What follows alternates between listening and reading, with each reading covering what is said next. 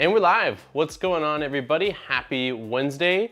The music always, when it starts off, seems way too loud to me, so let me bump it down a couple before we get going here. How's everybody doing? Today we are going to be continuing the Switchwire build. We will pick up where we left off, which is on the Afterburner, and I will go over the issues I ran into. Anyone that stayed till the end of last stream saw that there was a segment with the Afterburner where I got stuck. And I'm glad I ended the stream when I did, because I figured out the reason I was having that issue, and there's no way I would have figured it out on stream. So we'll go over that, but let me take a moment to say hi to everybody. Alien, Eggy, Thomas, DC's here. Eggy's staying up late with us. I think I said Thomas a second ago. Who else? Delmar is here. Telly's here. Chicaro. What's going on, everybody? So before we get into today's stream, I want to go over some updates and news about the 1,000 subscriber stream that we've got coming up, which will be like a hangout / giveaway stream. I was going to announce as well that we unlocked memberships. It seems like G-Funny and Delmar both discovered it. So yeah, we did get memberships this past week, which is super cool. So now there are the custom Modbot emojis and a membership badge, and so that really goes just towards helping with the stream, different gear, supporting the channel. So that is an option as well, which I think is really cool. I had those emojis made probably 10 months ago, but there was never a really good place to have them, and it feels like in a live stream format is the perfect format to have them in. So I'm excited to see them get put to use finally here. Yeah, Delmar's got his. So that is exciting. Regarding the 1,000 subscriber stream, I can't remember if we even talked about it last stream. A week ago always feels like an eternity, so I have a hard time remembering what is new and what is old news. But we are doing a 1,000 subscriber stream. We hit that about a week and a half ago now, which is absolutely insane. I didn't think we were going to get there so quickly. And so the stream is officially going to be on May 4th, which happens to be a Wednesday and is also Star Wars Day. It is going to be at 12 p.m., so the same time, 12 p.m. my time, Pacific Standard, so same as all streams. DC says, check Discord message. Not DC, G-Funny. What do we got? Okay. I said a second ago we're not doing a spool giveaway, but it looks like we are doing a spool giveaway today. We will do that later on, thanks to G-Funny and DC. I wasn't planning on doing one, but we will do a spool giveaway today then as well. Regarding the 1,000 subscriber stream, it's going to be on May the 4th at 12 p.m. Pacific Standard Time. I will do my best. Hey, we got a new member. That's cool. The notifications or the pop-ups are working. Thank you very much, Luke. Welcome to the solid infill tier. Nice. I went around for a while with the naming conventions for the tiers, and so there's face mode, gyroid, and solid infill. And right now, the perks for the different tiers are the same. It's just different levels of support for the channel, depending on what you feel like you can do to support the channel. And my goal is, as time goes on, to see if I can incorporate additional things for the tiers. If anybody at a certain tier or anybody in general has ideas of things they think would be cool, I am all ears, so let me know. Backtracking to the 1,000 subscriber stream. So it will be May the 4th. I will have it posted like a thumbnail, so that way anyone that wants to set a reminder or click on the notify me, you can do that. But we locked in quite a few giveaways for this stream. We already had a couple, and then I reached out to a few people, and they majorly surpassed what I was hoping to get. So really quickly, just running through what we've got lined up for the giveaway, we have got some awesome stuff. So we have Diamondback nozzles, which we covered. They sent 3.4 diamond-tipped nozzles. Those will be shipped out globally. Wham Bam is providing a $50 gift card, as well as 2 of their slap mats. They also said that they would ship globally. Level and Dig Design, or Thomas, who is a awesome member of this community. He's in chat right now. He's giving away 3 3-packs of his really awesome silicone socks. I have them, I think they're right over here, a couple of the extra ones. Yeah, I got them right here. Hopefully my butt isn't, there we go, I'm covered. I heard a sound too. Hey, Malcolm Norman became a member. Thank you very much. I really appreciate it. Let me pull up things again a little bit more. Yeah, thank you very much, Malcolm. It's awesome.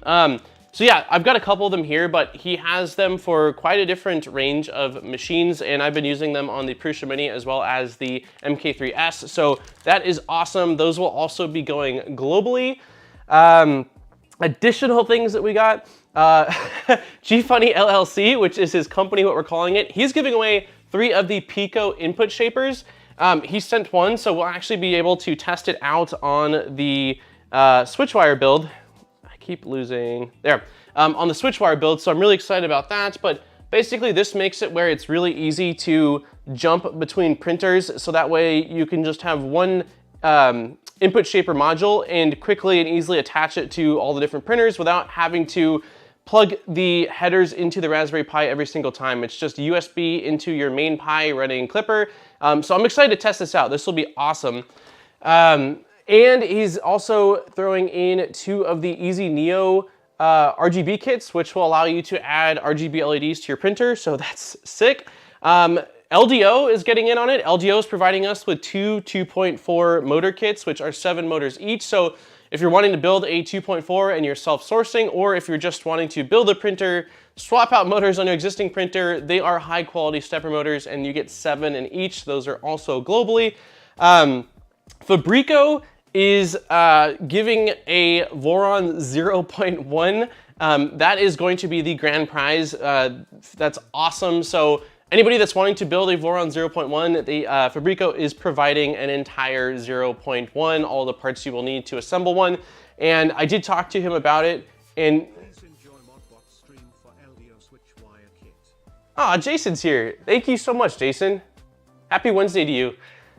Speaking of LDO, yeah, LDO, Jason is awesome. So Jason is providing a 2 of the 2.4 motor kits. Thank you very much for, 1, allowing us to build this. LDO and Fabrico sponsored this Switchwire build, and they are the reason we can do this. And is just an awesome person in the community. So thank you very much, Jason. So yeah, that, and then Micro Swiss as well is doing 5 of their M2 hardened high-speed steel nozzles, 2 of their all-metal hot ends, and 1 of their dual-gear direct drive hot ends for any of the Creality printers, which are also global. So I'm just absolutely blown away. I didn't anticipate the, I did not anticipate the giveaways to get this intense, or this much in multitude. I'm still trying to figure out how we are going to do this whole poll thing, because normally we've just, we've done a singular giveaway. This is going to be a lot more to manage, so I'm going to have to brainstorm with DC and G-Funny on the best way we think to do all this stuff. But yeah, everything is global, so everyone is included, and it's going to be absolutely epic. So I am incredibly excited. Man, what else is there? I think 2 other things, two other story times, and then we'll get into actually this build. So anybody that, I didn't realize I'm not in full stream.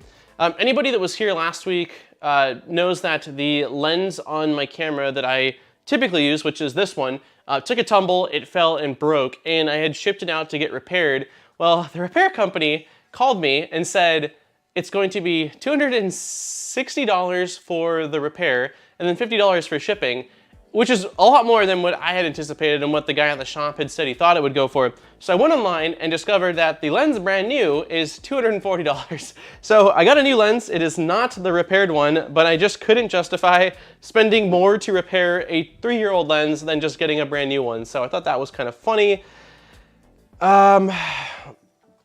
Let's see. Lisa says, woohoo, yes, I would like that ding here. Let's go and root for everyone to win. Yeah, I knew that, Lisa, you were going to be excited. Yeah, so it's absolutely awesome. Where do you get paid a higher percentage, Patreon or YouTube memberships? That's a great question. I think Patreon is Patreon, someone asked me that just the other day. I was talking to someone about that. I'm pretty sure Patreon takes less, but I'm not entirely sure. I could look it up, but I know that on the main Modbot channel, I think that the membership tiers are $2.99. We just have 1 tier on there, and YouTube gives me like a little under $2, so they take roughly 33%, and I don't know about Patreon, so I can find that out because it's come up twice now in conversation. So that's a great question. I should definitely figure that out. Let's see. Okay, what else? Is it possible to donate only with PayPal? Yeah, so there is absolutely. So on the stream, for example, there's either through Super Chat now, which is right below the chat, or in the description of the video, it goes through Stream Elements, and that you should be able to use PayPal if you don't want to use whatever YouTube uses, which I think is like a debit card or something like that. So yeah, absolutely. What else? What is the last thing I want to... Oh, okay, yeah, so now Switchwire stuff. Let's talk about... let's first take a look at what we want to hopefully accomplish today, and then I will go over what I discovered. There is a issue. The issue is not with the part I printed out for the LDO kit. The issue is actually with the Switchwire files hosted on their website, which is a little unfortunate, but we will cover that in a second here. So let's go over to desktop. We made a ton of progress over the last couple of streams here. So we are now, okay, we're here and we got through all of this last time. So this is where the issue kind of starts actually, is with this piece in particular. No, this piece, this is the piece where the issue's at. So let's see, we went through all this, and this is where I was having issues. So the issue is this, is that so this is how the clockwork currently looks. And if you look at, where are the two pieces that meet up? So these two pieces right here, there's basically a protruding part on this side and a protruding part on this side, and they both stick out the exact same and they meet in the middle. Well, the issue is that the files that are hosted on vorondesign.com, if you click the STLs and download the zip file, it's a different version. It's an older version, and so instead of being half and half that part, one part has nothing sticking out and the other part sticks out the full way. So last time I was trying to mix those two parts together, and I didn't realize that till after when I looked at the design files in Fusion or in Shaper and saw that that was the issue. So if you download and build the Switchwire, I would recommend not going through the Voron Design website and downloading that zip file, but actually going directly to the GitHub and downloading the latest files there, because that was the issue. The file I had originally printed out was an old version, and the LDO PCB part is the newer version, which is what you'd want essentially. So we also discovered early on that the cable chains are slightly different in the version I downloaded because they're also the older version, but I left those because it wasn't that big of a deal. But this one is completely incompatible. So again, if you're building the Switchwire, and I would say this probably goes for all the Vorons, I would go directly to the GitHub and not download the zip file packages from the website because they just don't seem to have the latest revisions. Let's see, I don't want to PayPal because what did you miss last week? Both will let you use debit card as well. You don't have to use PayPal. Last week, what did we do last week? We made some good progress. Today, we're pretty much working on this for the first big portion of it. So I'm gonna actually take the printer and put it on the ground and just have this on the table. So that way it's not so distracting. But last week, let's see, oh, you can see it. Last week we routed the belts, we tensioned the belts, we installed the X-axis, the linear rail was already on there, but we installed it onto the actual frame, and then we mounted the hot end, and now we're working on the clockwork. So today, game plan is finish clockwork, go to the fans and get the fans done, basically finish the Afterburner, that's the dream, and then start with the electronics and make as much progress as we possibly can. So that is game plan. I'm going to bring you guys a little bit closer since we're working on, I'm gonna slide this whole thing. This is primarily what we're working on for right now, so I wanna make sure that it's easy to see.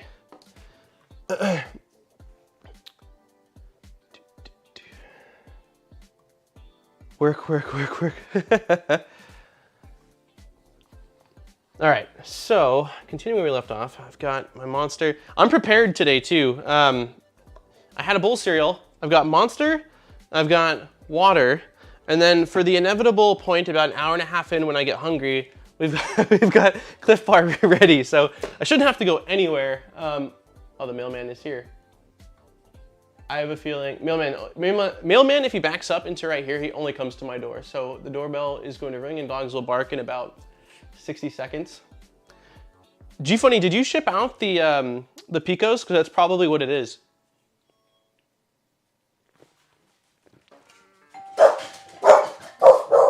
Yep. Hey, come on, Bubba. Come here. Go to bed.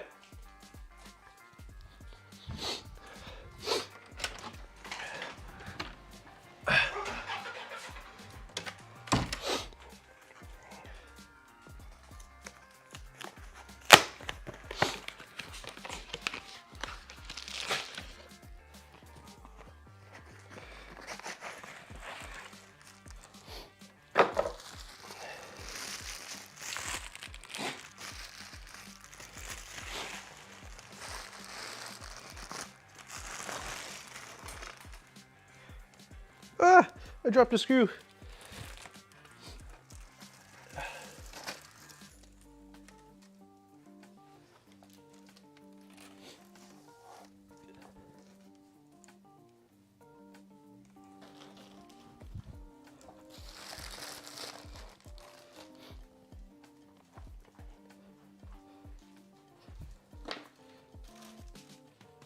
I definitely, oh, the mic was on the whole time. Wait, or maybe it wasn't. Mic's on now. I dropped a screw and I don't see it, which is unfortunate. I'm sure Erin will probably find it. She always seems to come home and step on anything that I drop, so I'm sure we'll find it. So these are the Pico programmers that G-Funny sent. So let me show one of these off really quick. They're pretty freaking awesome. Let's see if they show up on screen really well. So they actually say Modbot Army 1000 subscriber or 1K giveaway 2022, and they look amazing. They're so freaking cool. So we're giving away 3 of these, so 3 people will win these, and these are just awesome to have. If you're running Clipper on any of your machines, these are going to be really handy just to have as another tool in your assortment of tools. So thank you very much, G-Funny. It's funny timing that it showed up the second the stream started. All right. Okay, so last stream I did this. Check for the gear play. They're awesome looking. They are so freaking cool. Okay, so the next step really is going to be to install this lever and do the bearings. So let's do the bearings next. I actually took out the stuff that we need for it. Ironically, it felt really weird prepping for the stream and like putting a syringe in there. But from when I lubed the linear rails before starting this, I basically just put a bunch of grease inside of the syringe. And the bummer is that due to the viscosity of the grease, it has a pretty hard time coming out of here, but luckily we don't need a whole lot for this. So what we are going to do is dump out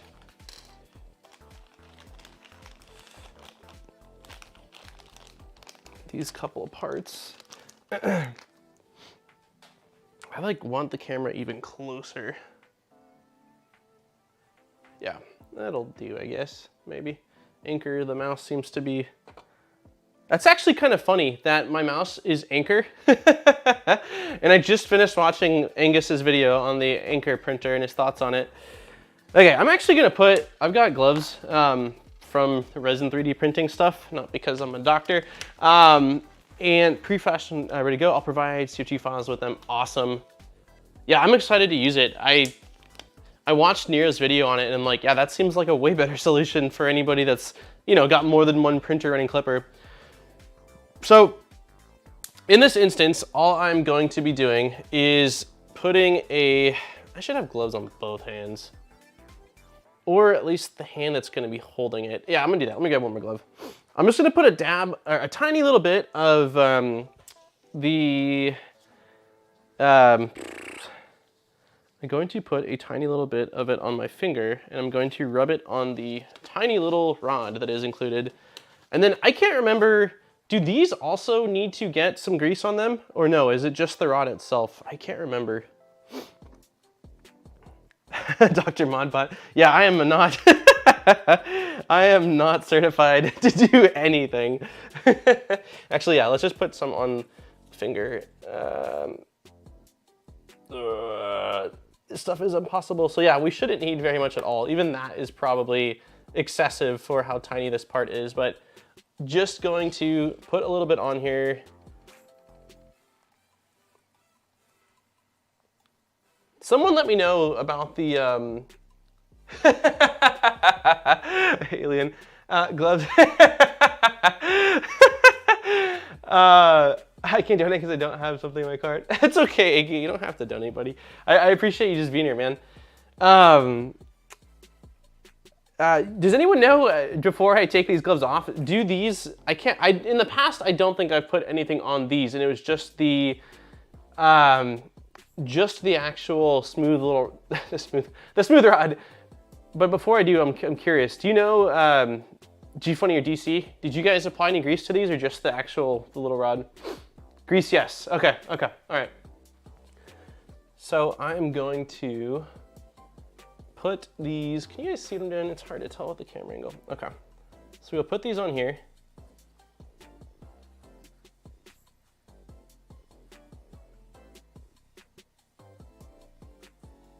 And then I will do another tiny little bit as well.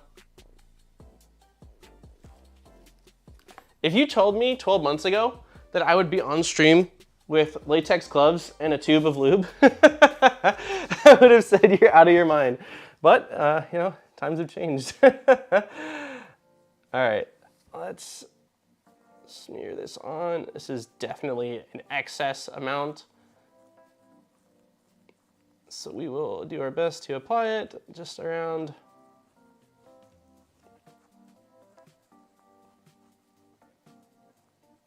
And then we will slot it through this gear. And I do my best to not touch the outside of the gear with the hand that has lube on it. So, all right, gloves are off. Oh man, just all around them. Initially already lubed fingers. My father thinks I'm nuts. That might have been the hardest I've laughed on stream so far. Oh, I wasn't ready for this. Oh no, the pressure, it's going out. All right, put the cap on so that way we're nice and safe. Oh, come on, there we go. All right, and then put it back away so we have it for next time. Oh. Oh no, it fell. Okay. All right. So we have got that done. And now we are going to pop it into this guy. And it should only go in one direction. So the gears will be on the wider side. I'm actually gonna move, yeah, let me move chat. I don't know what I'm doing. There we go. Okay, gear side, so it should, if everything goes correctly. I really appreciate you. 1 second. Okay, so that presses in place, basically the little, we'll call it the post. The post just pressure fits in here, nice and snug. Actually, it's not perfectly aligned. That looks okay. And then this should be free spinning, which it is.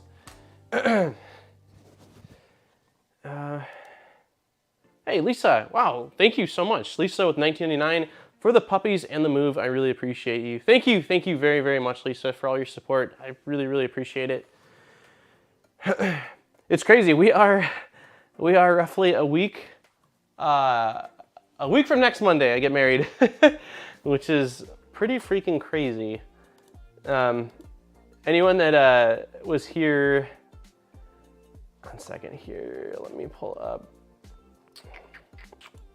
guide.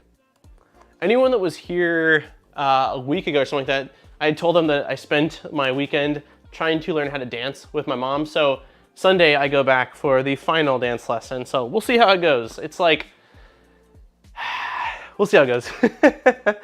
I'm excited. I know, it's so freaking close. It's insane. Yeah, we both can't believe it. Like when we had sort of locked in the date back in November, I was like, oh, it's months away. But now I'm like, we're literally in 12 days, we're getting married. So it's been, it's been exciting. There's been moments of like, what the heck? Let's see.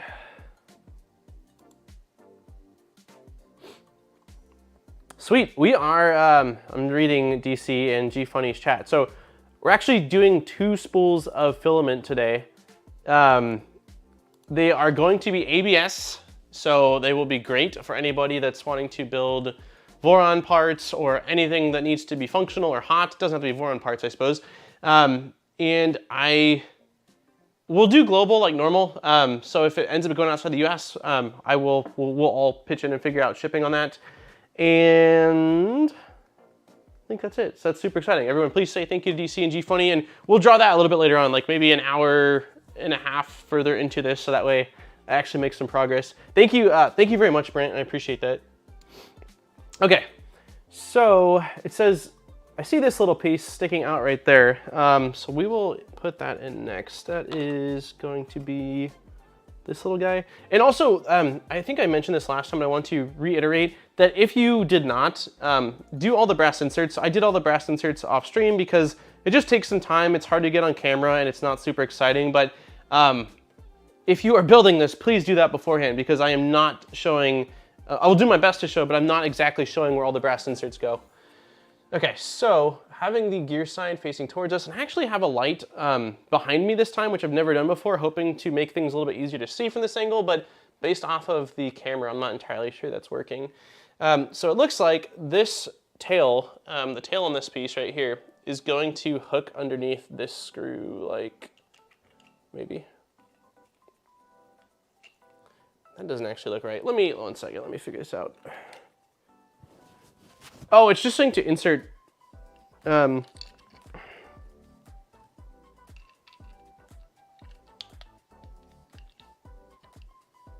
yeah, I think I'm incorrect. So it actually looks like all it's saying is that this piece needs to get pushed through. So if you push it through, nope, don't drop it. Push it through with the like kind of tail hooked upwards.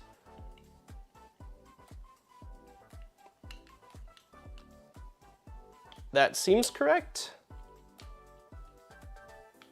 I'll find out for sure and then report back, but that seems like that's what it's saying to do. And then the latch that we put in will catch on that. So I think that's right, but we'll see in a moment. The picture right here isn't exactly the most clear. Let me see.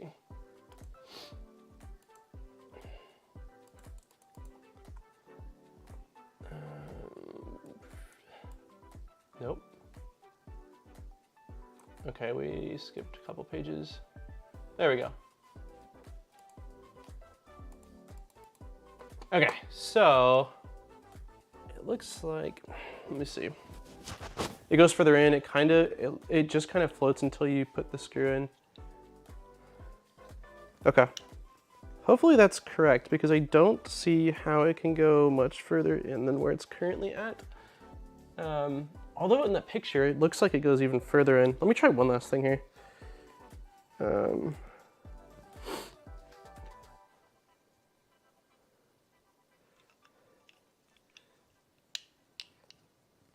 Yeah, I don't think I can get it to go in further than that. Okay, we'll leave it like that. So basically, it's just sort of slotted in like that. It's loose, kind of hanging. The clasp holds, okay, cool. It's similar then to what the, dude, I am hot. It's similar then to what the mini Afterburner is like then, because it has a similar clasp system. Okay, so we'll move on from that, and then if we run into issues, we'll figure it out at that point. Oh, there's the clasp is the next page. Okay, so I see that my graphics, but now we will insert the clasp, which will go into that groove and this side piece and lock it all into place. I don't exactly see which one needs to go first, so we'll kind of do both at the same time. And then we need an M3x20 and an M3x30 socket head. So M3x20, M3x30.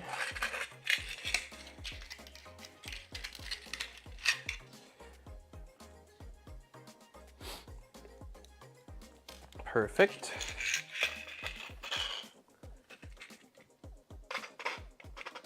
Your win from last stream shows being delivered on Friday. Sick. Yeah, if you it's absolutely not a requirement, but when you do get a spool or any prize that you win, post a photo of it in live stream.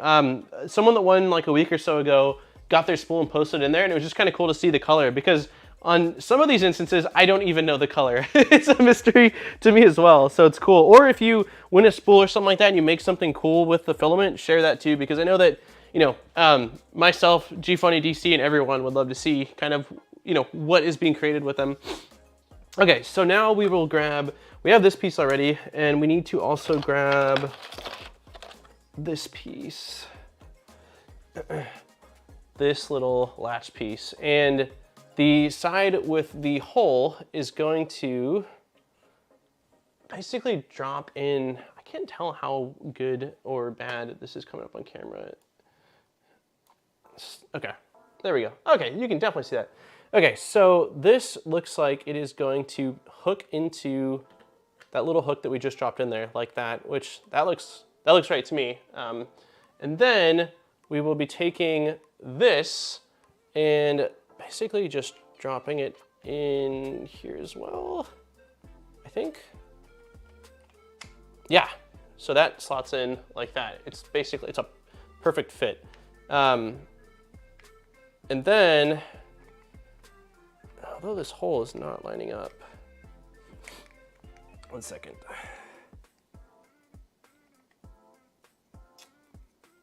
So this hole right here should go through this piece. And the issue I'm having right now is that it's not going in fully seated. So I'm going to play around with that and see if I can figure it out really quick. I think it might be this little tail piece up top. Let's see. That's the wrong clasp? You sure? It's the only clasp that I have. Are you sure, Chelly? Because it could also be because again, like, I'm printing an older version, I think, based off of, like, yeah, it looks like the right clasp.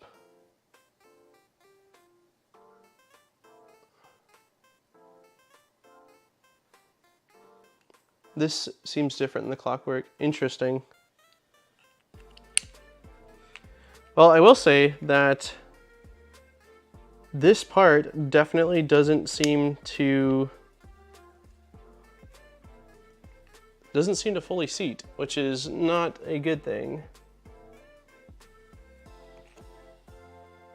Okay, let's do some exploration again. I'm curious to see whether you guys are gonna see Infinity Mirror. I'm curious to see whether this part has also changed in the final version. So let's go to Voron, get hub. I'm gonna be bummed if that's the case, because I don't think we'll be able to really do a whole lot. STLs, so this would be gantry, right? XC, X carriage, direct feed, latch.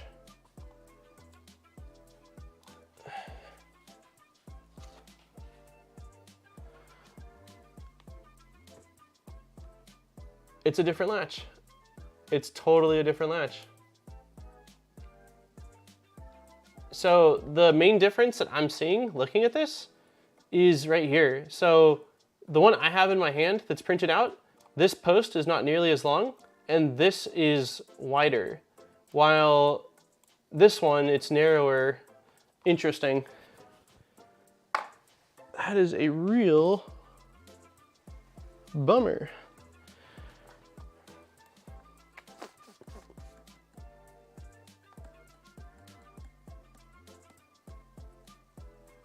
Man, so definitely do not go with the, like, let me confirm this as well. So let's download this really quick.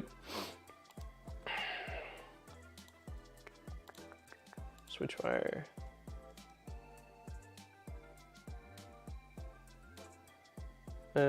STLs.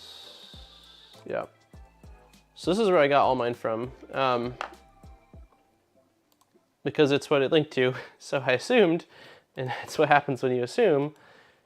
But I'd be surprised if I'm the only one that's done that. Extract all, next. Voron Switchwire, STL. STL, gantry, XC, X carriage. Power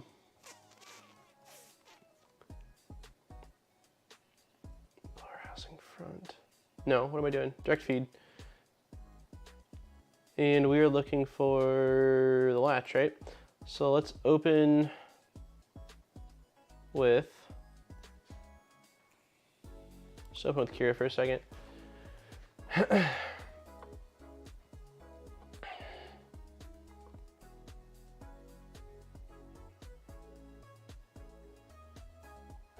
Yeah, I have a feeling that that's the issue, is that again, it's part incompatibility, which is super frustrating.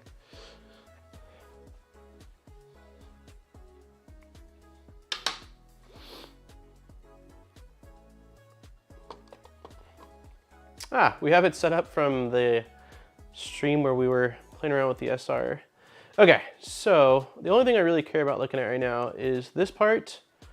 Yeah, so that's the part that I printed out, which also showed, and then if I go under downloads and we go under that, we can clearly see the difference. The latch that I have is way chunkier on this side. That's really the main difference, is that it's, well, and it's longer. So I guess we can try to fire up. I mean, since I can't really, well, let me see if there's any. Our options are basically try to get this printed right now. Let me see what would be after this. Like if we were to skip on this right now, electronics and panels. So plug that in, slap that on. We can start working on that. Let's see how long this is gonna take. Because maybe we'll multitask. We'll jump around a little bit. So let me.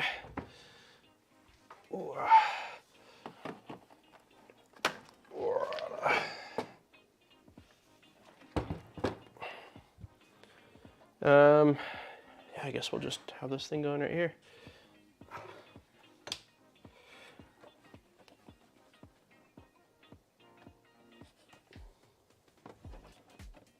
It's crazy that the biggest complications I've had with this build are just that the parts in the website, okay, it's booting up. The parts on the website don't match up with what you need, which is really unfortunate.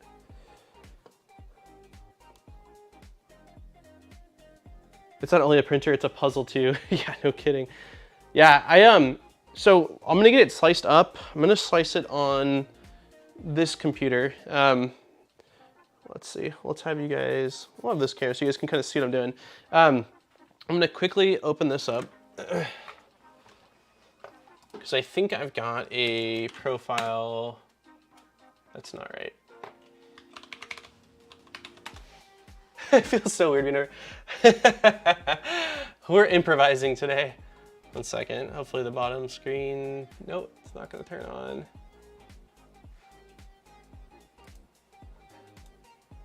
So for some reason with this Mac, sometimes the bottom screen turns on when it wakes up, other times it doesn't. So this time it did not.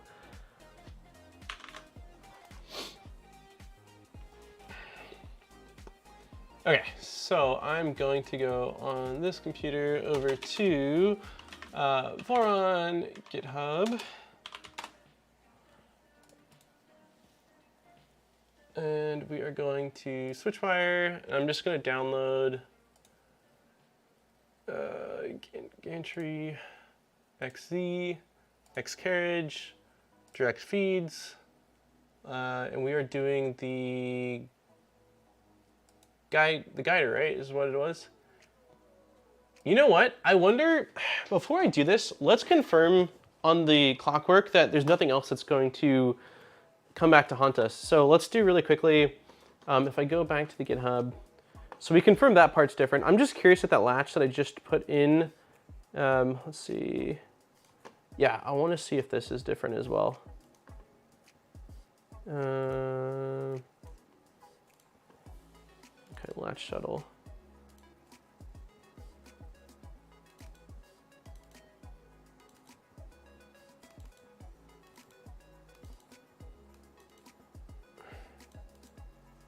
Wait. No. Oh my God. I'm clicking on everything but the right thing. Latch. What did I say? Latch shuttle. Wow. Wow. That is a huge difference. Yeah, I'm torn. Yeah, this is gnarly. So those are both different. So the one that I just put in there isn't going to work either. I'm kind of thinking, let's see if there's anything else. Okay, so let's start off by deleting everything here.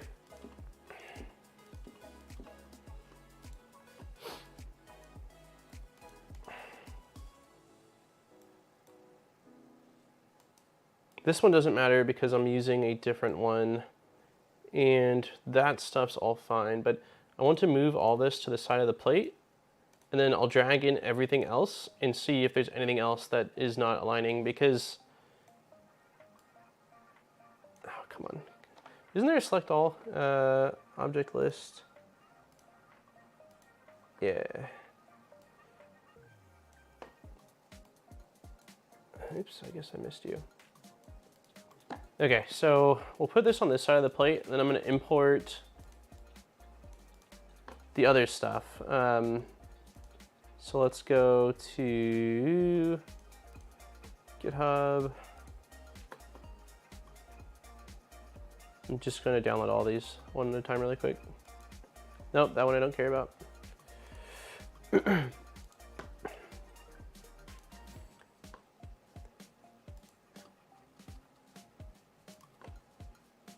Because if it ends up being more than just those two things, then I'm incredibly torn on what we should do today. Okay, we know that those two are different.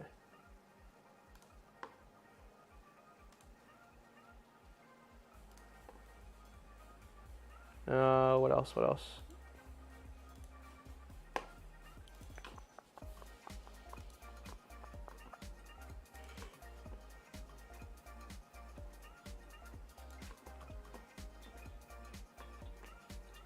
It happened to me too. I end up using the short one. You also need to change the housing too. I think I did change the housing. I printed that out after last stream ended. The anchor chains, I guess, aren't that big of a deal. Even if they're slightly changed, as long as the actual mounting points haven't changed, then it doesn't really matter. I guess is the one we need actually for the LDO. Okay, so in Cura now, let's go ahead and open up downloads. Let's open up all these. Okay, so we can see that and that are different. That and that we know are different. I don't see this part, period, for the other one, which is interesting.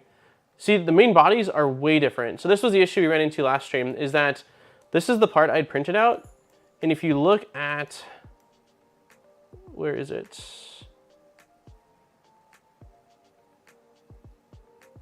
Oh yeah, so this little post right here is massive on the one that comes, this one right here is massive in comparison to what we actually need. So I did reprint that, so we're at least good on that. I don't have to worry about that part. As far as this one doesn't matter, we need to look at the cable chains. The cable chains have definitely changed as well. The mounting points might be the same distance, but they're not the same direction at all. So that is interesting. Man, it's a bummer. This one we've technically already reprinted because I printed out the one the LDO provided because we need a special one, so that's fine. Curious about this part. Let's see. The housing you add now goes for the long one, and the one you already have is for the short one. Yeah, it goes for the short one.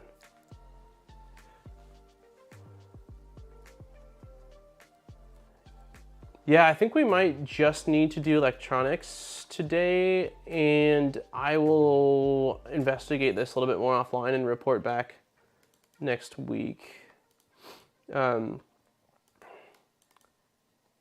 Because it's more than it's more than just a little piece.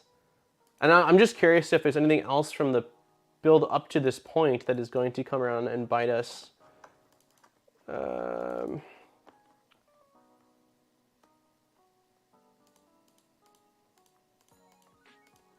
Yeah, let's do that. Let's go on to electronics for at least the stuff that we can do in electronics. So that way I feel like we've made some progress, and then I'll have to figure out the Switchwire stuff. Not the Switchwire, the Afterburner stuff later on.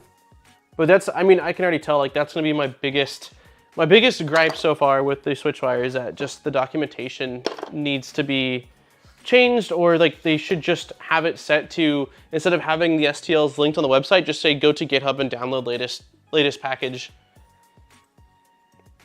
Okay. All right, so we are zooming past this, and we will start in electronics. The only bummer is I don't have any of the stuff out or prepped because I hadn't planned for this. We'll figure it out. All right, so this will go up like that. Let's grab Switchwire off the ground.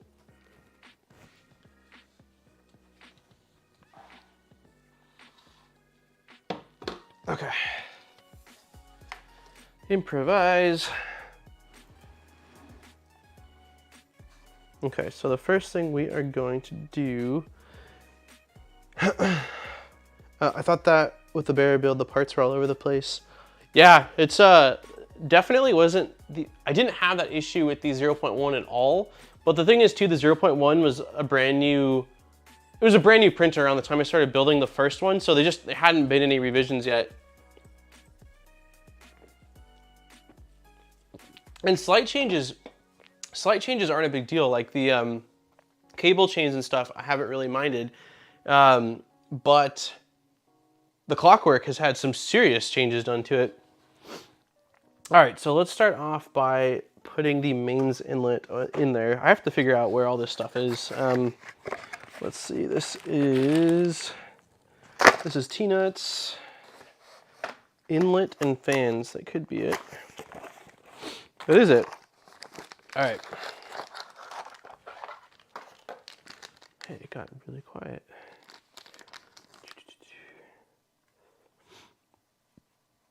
We're gonna put on some Zen music. All right, so we will grab this out. It looks like it comes with some spare fuses as well.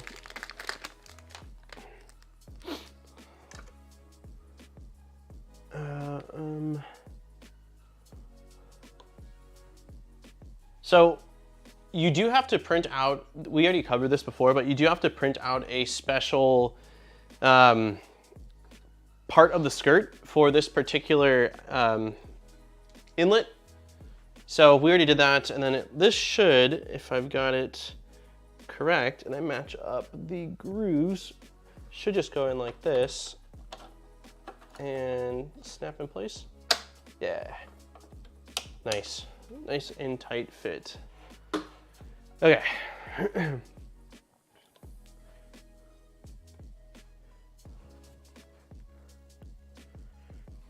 Okay, now, meanwhile, power supply.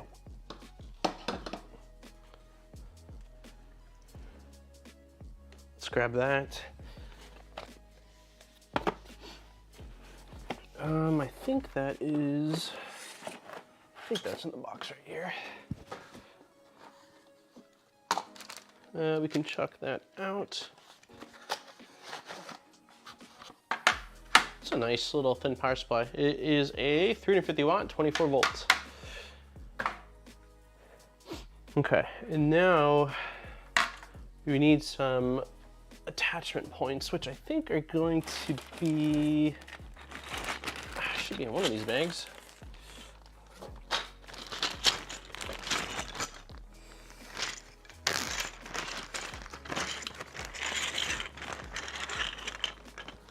Let's see, so they basically look like little L legs. Let's see them in there. Maybe this bag.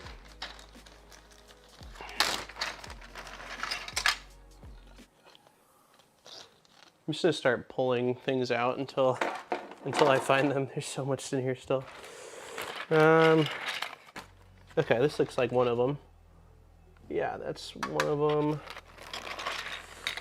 There's another one of them, and then there are two little short ones. Is this? This looks correct. Does it look like that?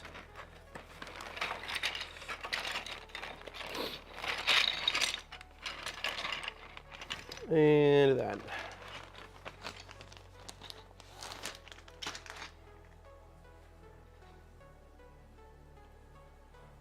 So we need two of these.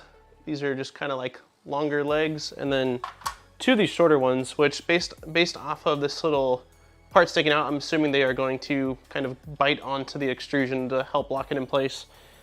And then we need, let's see, M4 by 8, M4, so M4 by 8s, button heads. M4, M4, M4, there we go.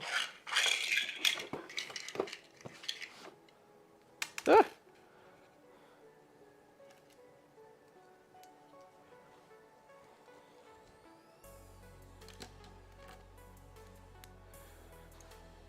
All right, and let me get the part orientation correct. Yeah, so just matching the image. Fan facing away from you. This is the side where we are going to be installing the longer legs. And let's see.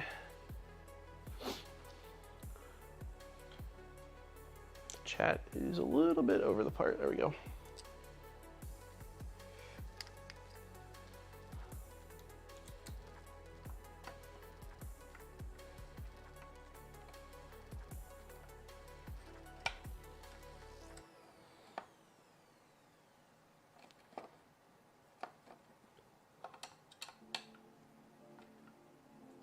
All right, that should be good. Do the same thing on the other side.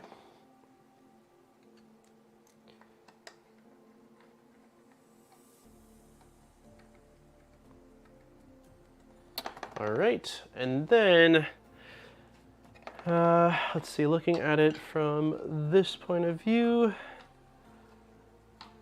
these need to go like this. Let me get one in and then I'll kind of show the direction. I'm debating on after stream just reprinting the entire clockwork parts with all of the things that are from the same repository just to make sure that we're good. Ooh. Check for one time. Ooh, good call. Yeah, so on this side, the little kind of groove part should be facing upwards towards this direction. And then G-Phony is saying check for the voltage, which it is not set correctly, right?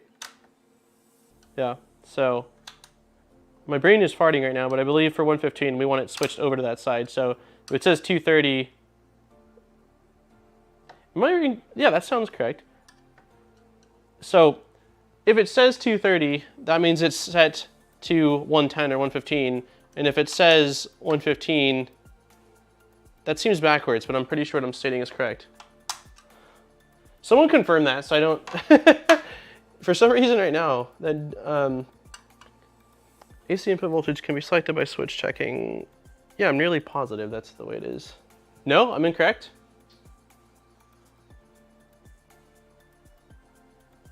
It should display 110. Okay, I'm saying it backwards. Don't listen to what I just said. Okay, if it says 230, that's what it's set to, which makes way more sense than what I was saying. So it was set correctly. If you see 115, you're on 115. Let me see if I can zoom in on that. There, so you can see it clearly. Okay, that makes sense. Thank you. It didn't sound correct as I was saying it.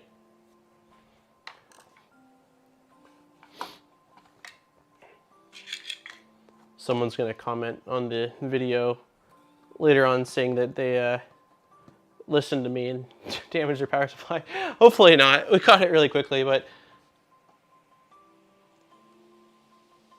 yeah. Okay. Power supply mounting points on the side are on. Yeah, collaborative effort. Thank you, chat. Thank you, everybody.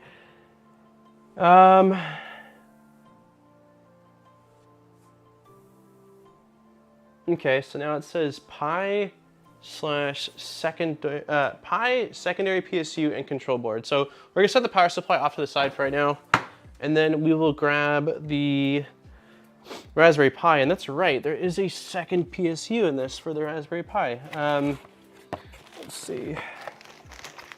I believe it is this right here. Put that right there. And the Raspberry Pi is right here.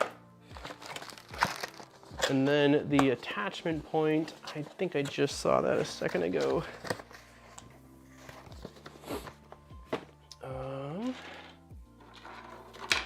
Nope, that's not right. Okay, we actually do need this. I'm not sure if that's the one for the SKR or for the Pi, but we need one of those.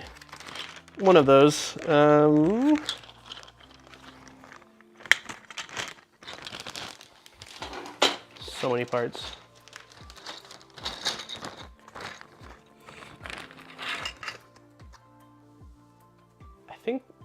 I think this is the one for the SKR and that's for the Pi. I'm almost positive based on looking at this, but we'll leave both of those out for right now. And then we also need the longer part,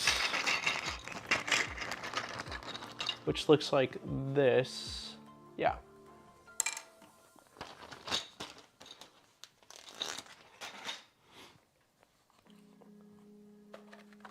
All right, I'm gonna start off by taking out everything so it's in front of us. Just getting a Pi with this kit is such a luxury in the current times. The fact that it includes a Pi. I don't even know how LDO is able to get a steady flow of Pis, but I'm incredibly thankful for it. We don't need the box, that's fine. We'll take out this secondary power supply. It's adorable. It's so small. That's awesome. Okay. All right, so on this little power supply, let's see, it looks like it's going to be on this side. There are two little mounting holes, and we are going to take this piece, and with the side with two holes facing that direction, we are going to attach it. So it looks like that. And we need M3 by 8 socket heads. There we go. It's insane. Yeah, I mean, I've been using some trackers to like try to see when they come in stock right away, but the only places I really see getting them are out of the country. And then you can still save a little bit, I guess, over local eBay scalper prices, but it's pretty expensive by the time you get through the international shipping and all that.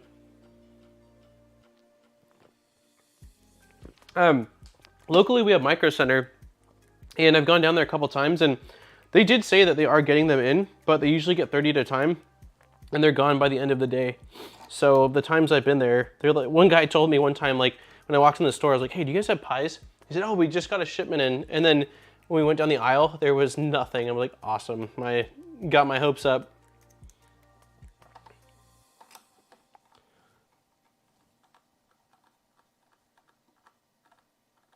Well, I will say I'm just happy that we're making progress, even if it's not in the exact order. It feels nice to put things together. Okay, so power supply is attached with this little piece. Adafruit has been restocking on Wednesdays through Fridays. I was able to get a Pi 4 from SRP. Wow, oh, that's good to know. Sorry, I don't have anywhere to sell at my cost. Oh, no worries. We, I mean, I have Pis. Like, I've got Pi 20W right here. There's one on the Prusa, but the pin headers I installed are kind of spotty, so I can pull that if I need to. And then I think I've got 2 Pi 3s that I can use as well. So there are Pis. There isn't an abundance of them, which just makes me like have to strategize a little bit more as far as like what printer gets what or what's going to be upgraded. So, but yeah, it's not, I think DC said he has like one as well that if it was an emergency, he'd be willing to part with, but it's not an emergency. It's just, like one of those things where I'd like to have a couple more Pis, but it's more just so that way when I want to do a project, they're around. It's not, you know, I'm preventing me from being able to do something I want. Oh, okay, so we are doing both the SKR as well as the Raspberry Pi right now. So power supply is installed on this little guy, which is cool. We will leave this off to the side as well with the other power supply. And then we will grab, let's see, which one of these? Okay, so the one with the X, the smaller one, is going to be for the Pi. And direction-wise, it looks like this is the correct orientation. So the section that's longer is going to be the direction that the ports are sticking to. So we'll do our best to align this, and then we're going to be using small self-tapping screws, M2 by 10s, if I can find them. Yep, self-tapping. So hopefully I can get these in without damaging anything. Let's see.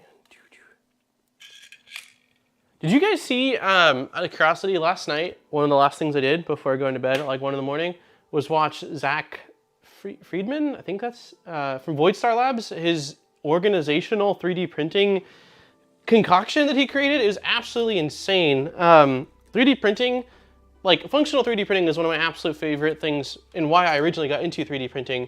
And I've always thought that 3D printing is like the perfect organizational tool because you can basically make one-off customized items to store things that you just couldn't possibly buy. But he created like an ecosystem of organizational tools that just blows my mind. It's absolutely insane. If you haven't seen that, I absolutely recommend watching it. So yeah, we're using tiny little M2 self-tapping screws, and we are going to be threading this directly into the ground, into the plastic. All right, let's see. There we go, a little bit closer. And try to get this as aligned as possible. These are so small, so delicate.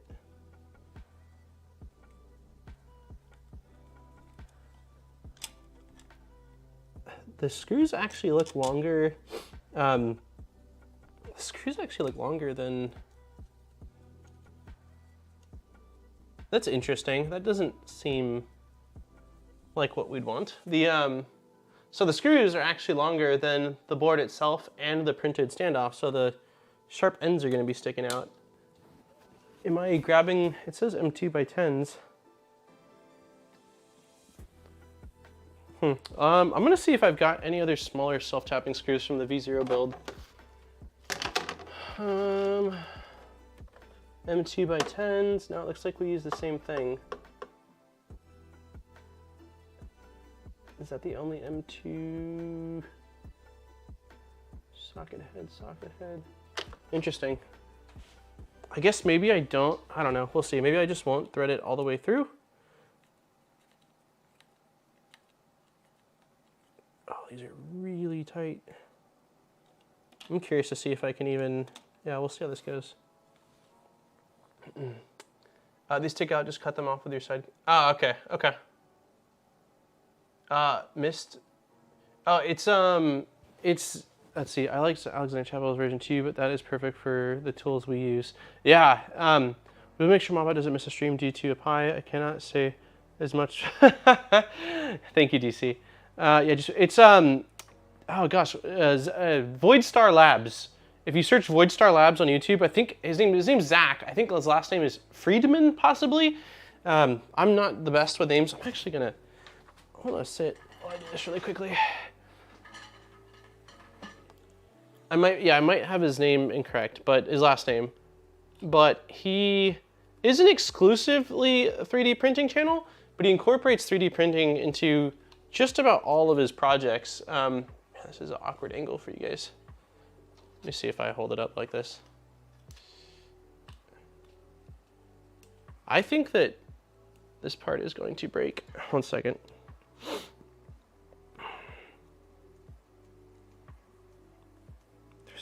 It's totally splitting the part.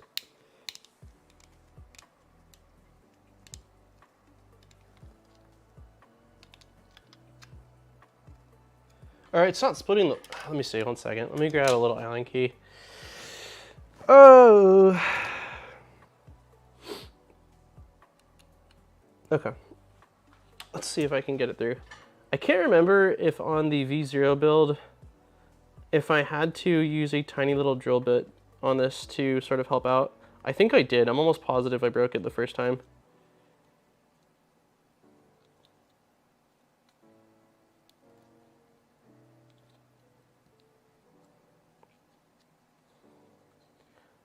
So sketchy. Ah!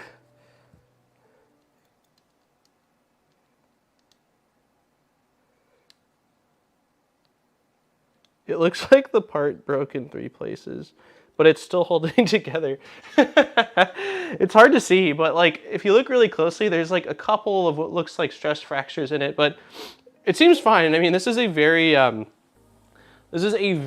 low load part. I mean, it's basically just going to be sitting in place, so I'm not incredibly worried as long as it holds together. Yeah, all I'm gonna be doing is putting these 4 screws in, so I'm gonna go to full screen hangout mode so I can just tighten these for a second because it's really awkward. His iteration pun. Oh man, yeah, he's Void Star Labs, absolute nut job. He started, okay, Zach Friedman, yeah, his incredible, like, Aaron definitely doesn't appreciate all of the things I watch as much as I do, like some of the more technical stuff, but even she, like, when I put on Zach's stuff, like, I see her laughing because it's so punny and like incredibly witty. So yeah, I'm very much like yeah, I don't know how to describe his it's super unique. It's really unique, and the dude is crazy smart. Like I really enjoy watching it because I always feel like, wow, like I strive to be able to do just a fraction of some of these things that, you know, that he can do. But yeah, if you're not watching his stuff and you obviously like 3D printing, if you're here, I would certainly say it's worth the watch. He's got quite a few printers, including a tool changer, and he's done a few videos on lots of different 3D printing materials and like some of their properties and how to print with them and stuff. So, wait, what did they say? I really want and don't want a micro center. Oh yeah, the micro center out here. I hadn't gone in a long time, and then I went not long ago, and oh my gosh, they remodeled the entire store, and it looks absolutely incredible. And their 3D printing section is also bigger than ever. Like, they have way more machines than they had previously, and they've even got like Big Tree Tech products in person in store, which I had no idea. So yeah, it's dangerous. Ours is like 45 minutes away compared to where we lived prior to moving here. It was like 15 minutes away. So there's at least a little bit of a inconvenience, like driving 45 minutes versus just a spontaneous 15-minute drive into there. Moved 5 minutes from Micro Center last year. It's been very bad for me. Yep. Yeah, his vernacular is incredible. He did a very good, yep, he did as well. Yeah, it's just it's next level. I don't know. For like generally it's a project style channel, and it's just such a fun journey seeing how he got from point A to point whatever the end result is. He did one recently where he did like a Nerf gun build and did resin for the entire thing, which was really interesting to see such a large resin part that had a fair amount of stress on it due to the spring used for the Nerf gun. Okay, so this is in. So G-Funny, oh, that is definitely. These parts did not like that at all. Look at. Oh, you can't. Look at it. If you see this part, I don't know how well you can see it actually, but there is white on it from the ABS. Typically turns white when it's braking or when it's got stress applied to it, and there's a big white line on that one as well as on that one. Ideally, I probably should have pre-drilled with a small drill bit to clear out. Oh, someone just came to my door. To sort of clear it out and make it a little bit easier. It's still probably going to be fine, and worst case scenario, I will end up reprinting these. But yeah, drilling them out would have been a lot better.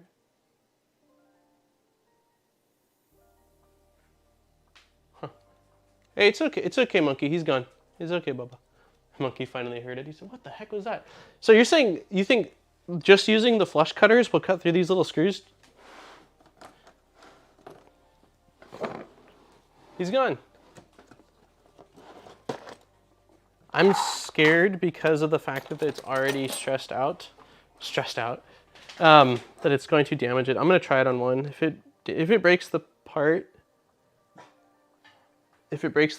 then so be it. We'll reprint it. All right, 3, 2, 1. It's not doing it. Oh, not flush cutters. You're talking like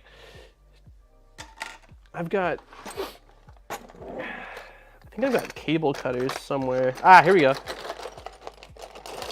Side cutters.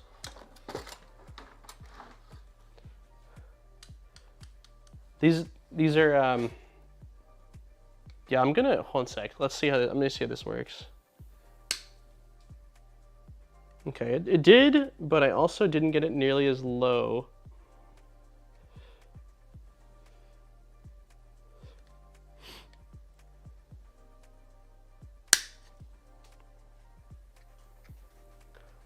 Yeah, it's coming off a little bit, but it's still sticking out quite a bit.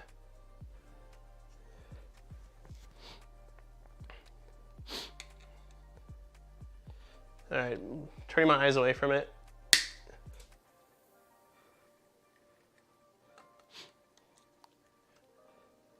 We'll roll with this for now, but later on what I might end up doing is using some kind of a sanding wheel, or just order shorter wheel, or shorter bolts, because this is like kind of working, but it's not taking off nearly as much as I would like. All right, looking away from it again. Yeah, I have a Dremel as well. Yeah, we'll leave it like that for right now, but I have a feeling what's gonna end up happening is I'm gonna probably end up ordering shorter screws, reprinting this part, and then drilling it out so that way it doesn't apply so much stress to it. So for right now, it's fine. It'll probably be like a after build is complete type thing just to clean it up. But for the sake of right now, we'll roll with that.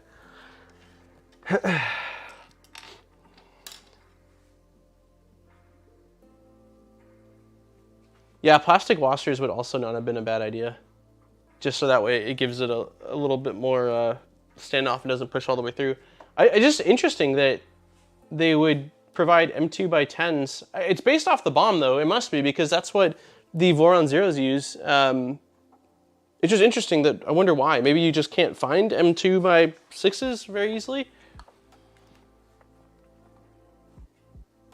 It ends up facing a panel, so you won't.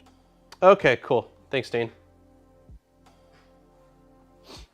Yeah, so we'll leave it like that for now. Again, worst case scenario, I will address it later on. It's not a huge deal. considering on the Voron Zero, it's just, you know, basically VHB taped. Okay, so we need now the SKR Mini, which is right here. Take this out. We'll leave the USB cable. No, we'll take that out as well, actually. So that way I can get rid of this box. Put this right here for now. Is there not tear lines? Doesn't appear to be.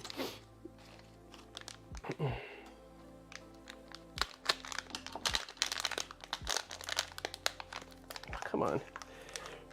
Scissors.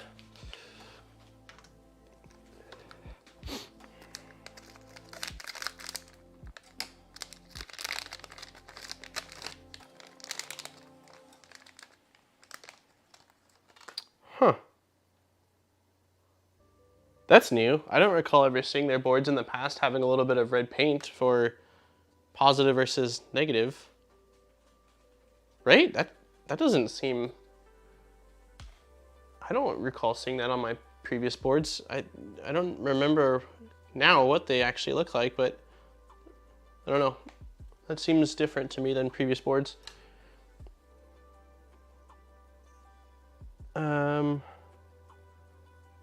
I'd be interested that different part is different to you. I believe heat. Voron M4. The Voron M4 is a extruder, right? LDO. Oh, LDO is the one that does that? That's cool. To prevent you from, you know, hopefully inserting incorrectly. Incorrectly, not incorrectly. Okay, let's go ahead and throw the heat sinks on the stepper drivers. I've not seen it either, and I end up doing that myself. Oh, yeah, it's just, I mean, it's a nice and super easy way at a quick glance to make sure that you know that you're inputting the positive and negative terminals incorrectly. So I'm trying to think as far as heatsink direction, if I want them all facing the same way or facing front to back. I think we'll go front to back. I don't feel like these heat sinks stick particularly well. On a couple of the boards I've had, they tend to slide off.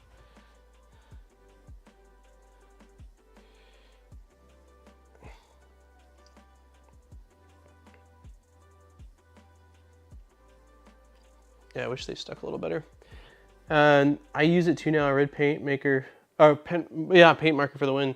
It's a really good idea. I've never done it before, but I, knock on wood, I don't think I've accidentally reversed that on a printer board, but maybe I have.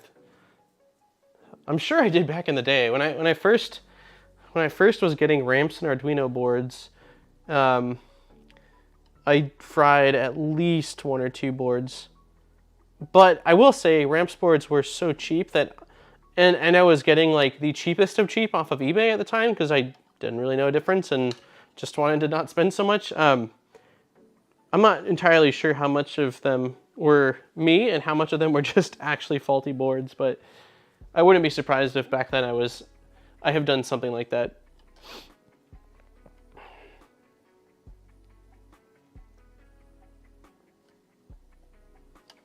Okay. All right, so board is done. Got those on. Oh, wipe with IPA first. That is a great idea. That would have probably made the adhesive stick way better to the surface. That is one thing I don't do. I will, this time I don't think I will since I stuck them on, but that's a great idea. That way if there's any sort of dust or, you know, crap on the surface of it, then it will clear it off and give it a better bond. Silver Sharpie. I don't think I have one. The silver Sharpies are almost like paint more so than regular Sharpie, right? I feel like I used to have one and it marked everything. It was basically like the equivalent of a paint marker. Have it in my V6 Ender 3 and gonna put one on the upcoming bonsai build. Nice. M4 is the new Mobius. I haven't looked into. Does the M4 come standard on any of the Voron builds or no? Because I mean, most all the Voron builds are direct drive, right? I guess the V0, the OG V0 was not. Okay, let's get this installed. So direction-wise, it looks like micro SD card is going to be on the inside towards this bracket, like that. And for this one, we are not using self-tapping screws. We're actually just using M3 screws. Let's put this back. M3 by 8 socket heads. There is a Bowden option. Oh, interesting. M4 was extruded before Afterburner and it's Bowden. Gotcha. It mostly is used on multi-material switch wires like the one Nero has. But Nero's switch wire that he's using with the Enraged Rapid is direct drive, right? I'm pretty sure it's an LGX, like an LGX. I think he's still running. Did he upgrade it to a Stealth, or is he still running the Afterburner on it?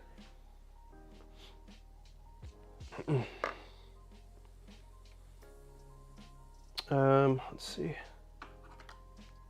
Oh, he used to run dual M4s. Gotcha.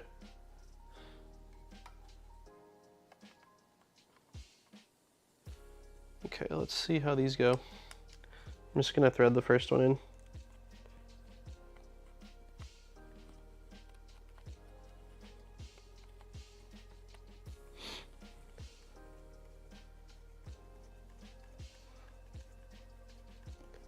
Ah, itchy nose.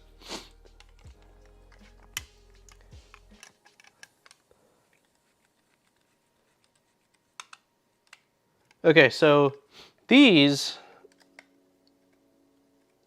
are way less tight to get in. That was way easier, and they stick out a hair, but compared to the self-tapping, it's, I mean, negligible. All right, I'm actually gonna loosen this a hair because I want to make sure I get everything else in before I start clamping stuff down. And we will just rinse and repeat for the additional 1, 2, 3, 4 additional screws.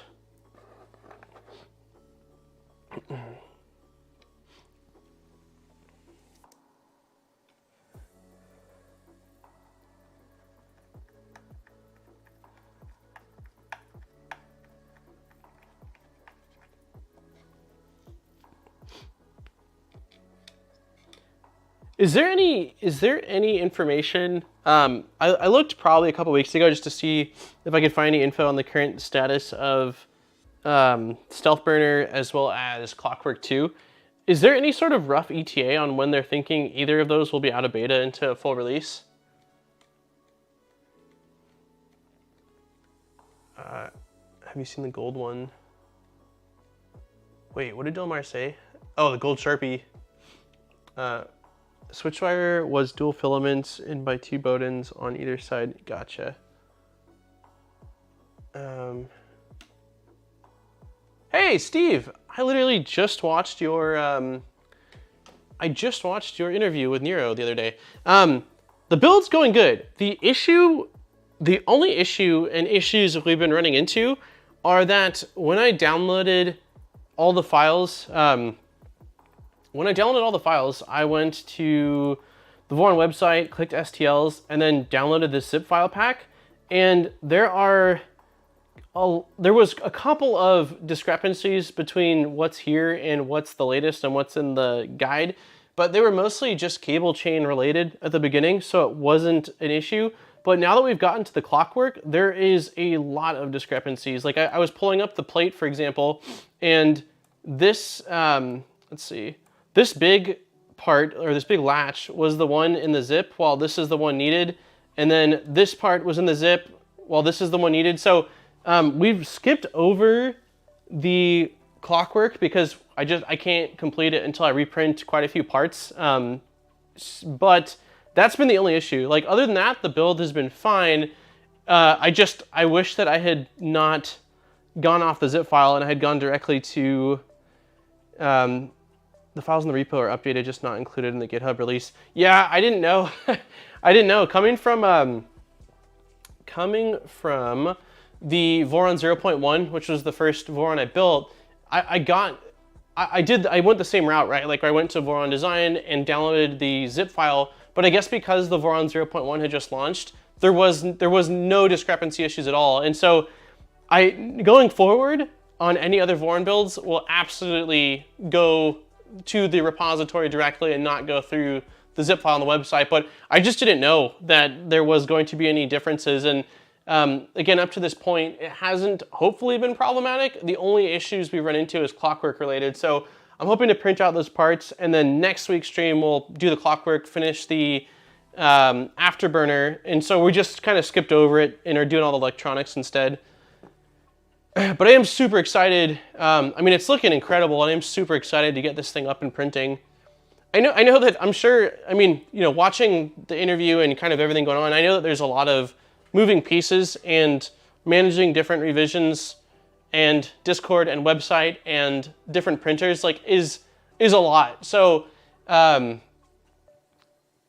am sure that it is easier said than done to maintain everything. But yeah, I will, when I make a final video on the Switchwire, that is going to be the one thing so far that I'm going to point out is just, hey, like, this is basically the speed bumps I ran into, and you can avoid all this if you just go directly to the GitHub and download there, download from there directly. So, but yeah, other than that, it's been a really fun build. I will say that I am really enjoying not having to preload all of the tiny little M2 nuts, or the M2 or M3 nuts, into the tiny rails. So that's been really nice. But yeah, everything other than that, it's been going pretty good. I'm excited to get this thing going. That's a good GitHub lesson. Check the commits. Yeah.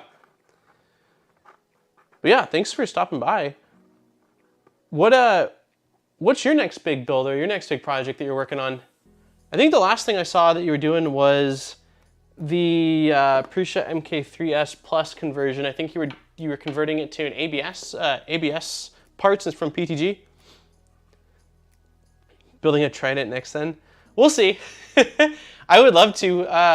Either the Trident or the 2.4 is definitely a machine. One of those two. I like to build both, but like one of those two I would absolutely love to build. So, but yeah, I've been having fun. The 0.1s have been little beasts. Like the first one I built, which was self-sourced, there's a lot of hours on that. Like I printed out all the parts for the second V0 on it, and pretty much all of the functional parts for this on there. And the only thing I've been missing is just a little bit more build area. So the Trident in 2.4 looks sweet. I know LDO is doing kits for both of them, with the 2.4 being basically here, and they're just doing production on it now. So yeah, we'll see. Oh, Eggy's taking off. And there's my mom to ruin my whole night. Sends me to bed. I can't watch a movie with the shit. No worries, Eggy. I know it's midweek for you and you've got to get up early. Thanks for hanging out though. Now Modbot needs a small printer. I will say that I am a sucker for tiny printers. They are adorable, and the majority of what I print does actually fit on a V0, but for multiple part printing or for larger part printing especially, I don't have a really solid, like I don't have a really big go-to ABS machine that is bigger. Like the Prusa MK3S Plus actually has done a solid job with printing out the larger parts of the Switchwire. I just threw an enclosure on top of it. But I think in the interview with Nero, one of you was talking about that if you do a lot of ABS printing with it over time, you'll start seeing a slow sag or bolts getting loose. So I don't know that I want to make the MK3S Plus my ABS machine. The Switchwire will be taking that place, but I do like that printer a lot, but for mostly PLA and PTG printing. Long list of projects in the docket for me. Nice. The Enraged Rabbit Carrot Feeder is absolutely on the to-do list as well. This might actually be the machine that's getting it. We'll see. I'll definitely try. Do you have a schedule, Steve, by any chance, as far as when you typically do stream, or is it kind of at random?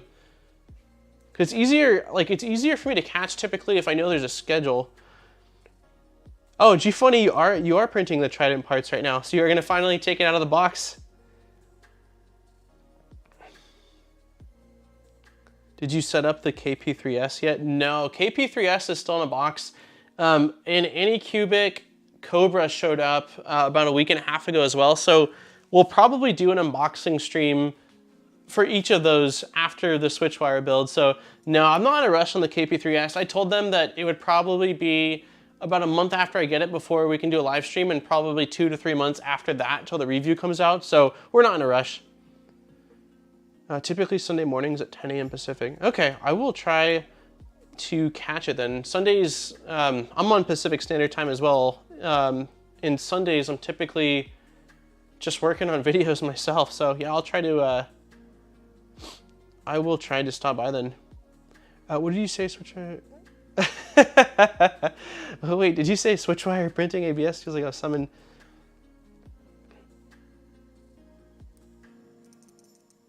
Yeah, I'll try to stop by then, Steve. Thanks for dropping in. I know you said you can't hang out long, but yeah, thank you very much for dropping in. And I'm super looking forward to getting this up and going. Hopefully we'll get done with a lot of the electronics today, and then we'll backtrack a little bit for the Afterburner next week, and then hopefully we'll be flashing Clipper and pushing some plastic through this.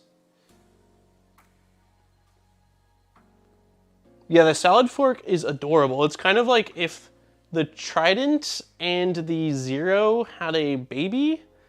It's almost like the Trident's, it's like the Trident's version of the Micron, in a sense. At least from what I've seen on the outside looking in. I don't know a whole ton about the project other than it's adorable and looks just like a very small,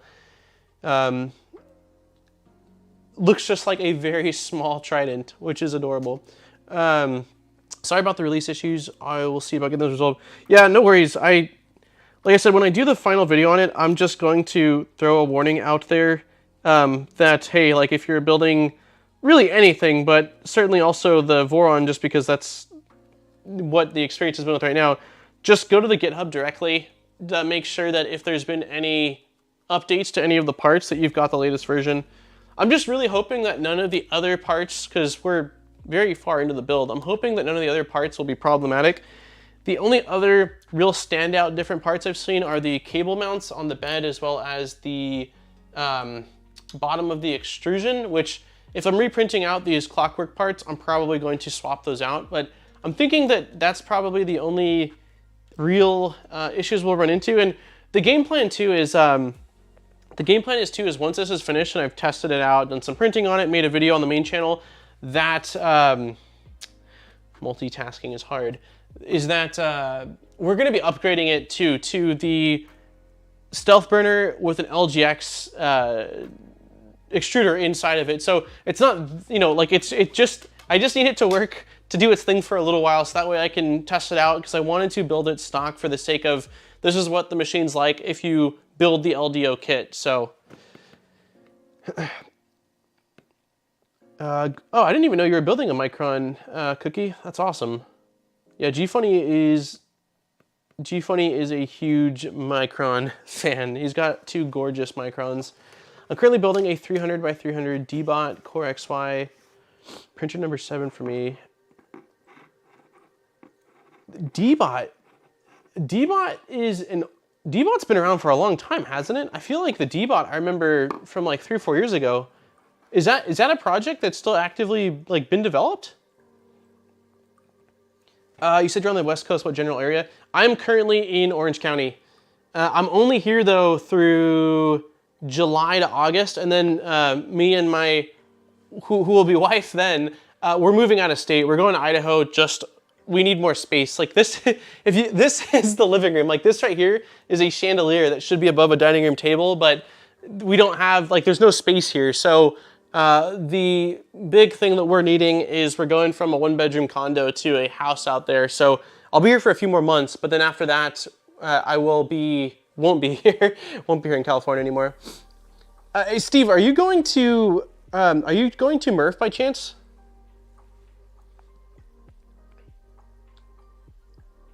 Okay. If I was not being drawn to the Railcore Mini, oh my God, the Railcore Mini looks awesome. The bomb is, because I think they're gonna have kits for it, and I'm pretty sure I saw that they're going to be having a setup at Murph. But do you know what the do you know what retail or like what the cost is on average? I think it's quite a bit more than the Voron build. I think it, or the Voron Zero. I think it's like $1,500. Congrats. Wave on your way. Okay, so you're up in Sacramento area. I will.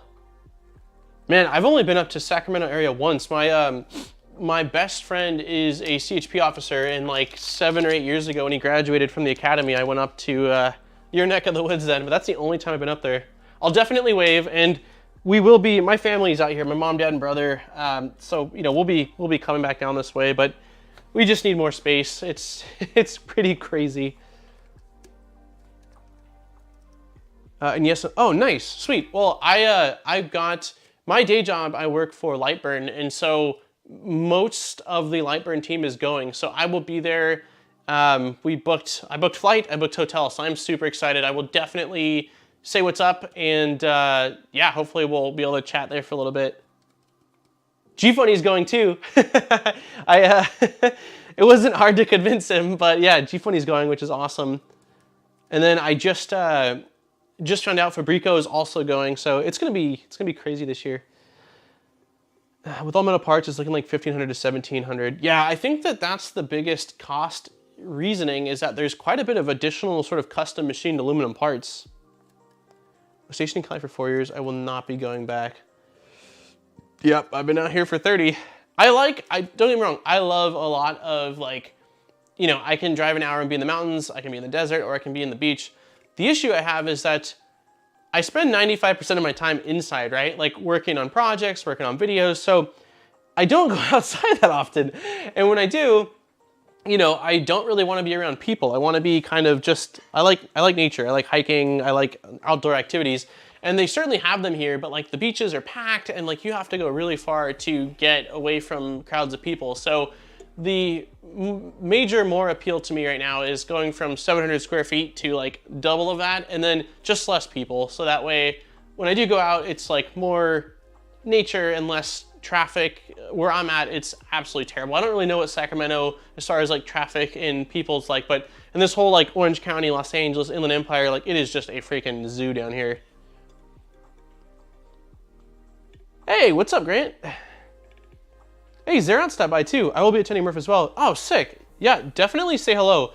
My biggest concern is that I know most people by either their icons or their online names, and I'm terrible with real names. So if anyone comes up to me and I don't remember your name, I apologize, and I will, it's always been the way I am. I think I would have a much easier time if like on our little, like you get like your little badge thing or pass typically, you know, if you have like your online handle, then I'd be like, I know you, we've been talking. So that's always the interesting thing, especially because I haven't been to Murph since 2018 last, and there's just, it's amazing, but it's so interesting, like having all these people from online in person. And plus this time too, with everything going on with the world and like the pandemic still being a thing, like I'm just not sure how it's gonna be. It wasn't a thing, you know, in 2018, it was not a thing, so. Hey, what's up, Remy? Not nearly as bad as that here, gotcha.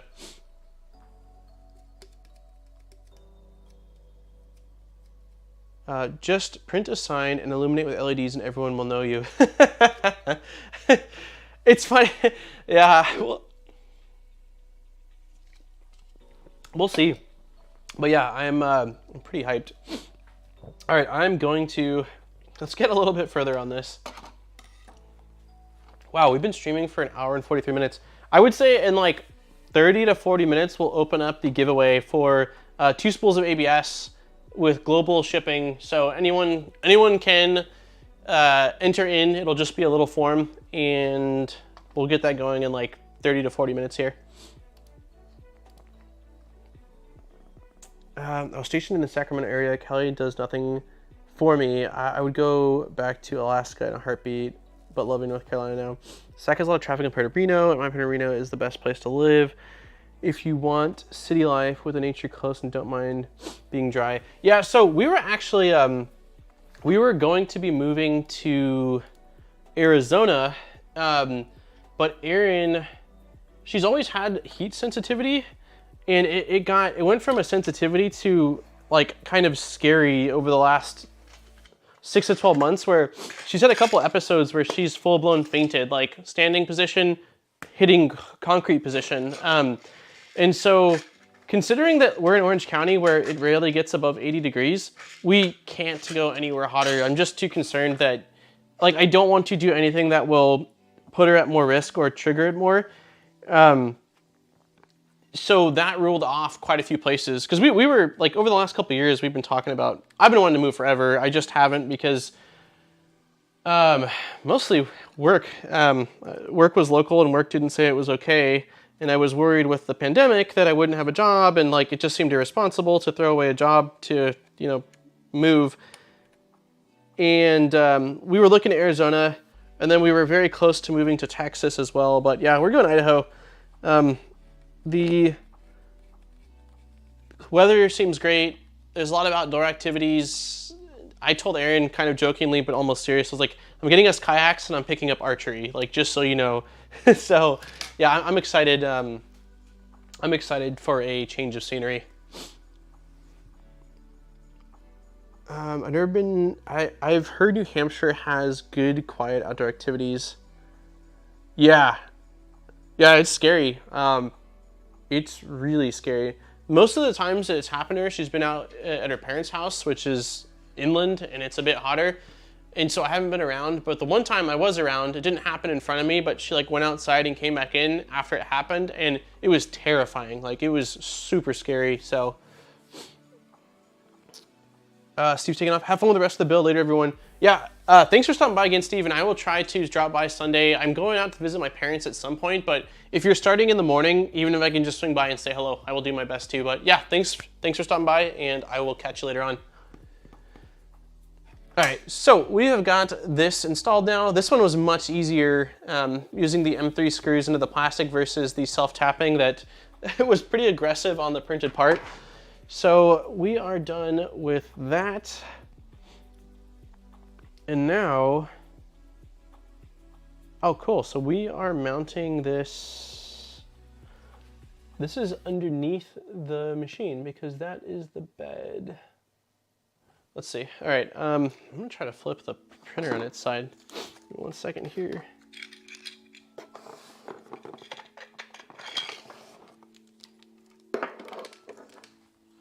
Wait, what the heck? Oh, I didn't. I must have gotten busy. I must have gotten distracted, but we never put on the second. Let's see that really quick. This little piece. We never put it on, and we're gonna need it. This was an M4x8. M4x8. 3D print. An aircon bubble. I was stationed in GE for 6 years. Awesome country and lots of great memories. If my wife would only hate heat, we could move to Wyoming like I want. Oh, she loves the warm weather. Yeah, I'm not sure how either me or her are gonna fare in colder weather. Luckily, like in Idaho, the areas we're looking at, yes, it gets some snow, but it is not aggressive at all compared to a lot of other states. I don't know that I would be able to hang in a place that gets like crazy amounts of snow. I mean, I'm sure like anything else, it's one of those things where, you know, after a certain amount of time, you adapt, you get used to it, and then it's kind of not that big of a deal. But from my perspective right now, I don't know that I could, I don't know that I'd be able to hang like, okay, now we've got that in, we'll move that out of the way. And so it looks like we are flipping printer over and mounting, which makes sense because where else would we be putting electronics? The only thing I'm not entirely certain of is directionally,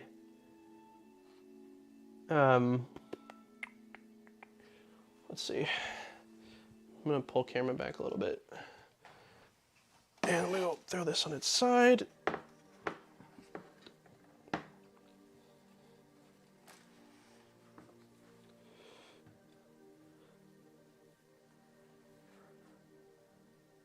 Am I goofing? Something seems off.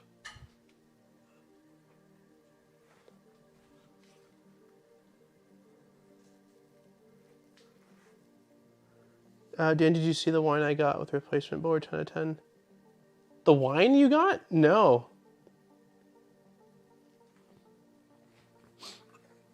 Yeah, something seems super off. Wait. Maybe not. This is the center. The issue I'm having is like I can't really tell.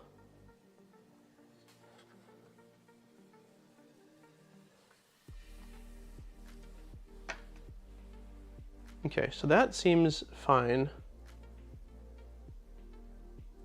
But what I can't tell is what direction this is getting laid down on.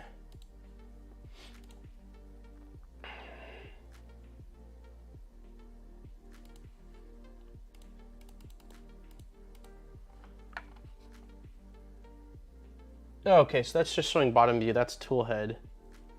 So if tool head,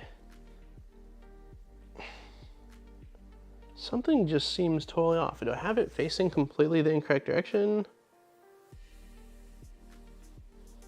Because this appears to be center beam, which I am thinking must be center beam. And then, okay, so it looks like this butts up like this. Let's see.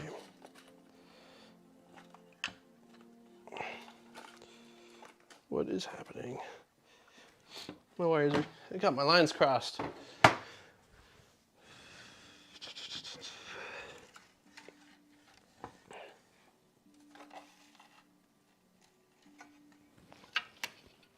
Oh, it's stuck right here. There we go.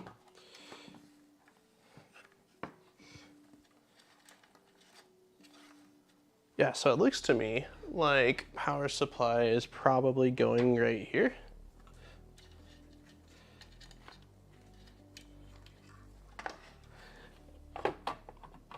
Like that.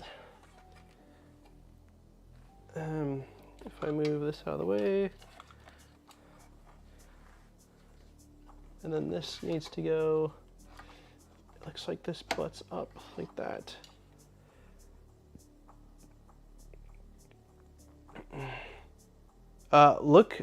Look at the top left, bottom of the panel rail. That is the bed on the rail. Wait. He said, look at the top left. Okay, I'm looking right here. Bottom of the printed rail. That is the bed on the rail. Yeah, this. Okay, so this is the bed on the rail.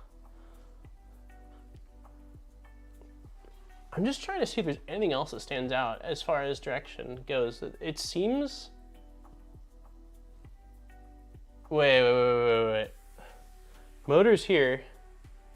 So I think it needs to go on the opposite side. This picture is gonna be the death of me. Okay, so this is where... So this needs to go where the cable is, so it has to be on the other direction. This thing needs to be flipped around.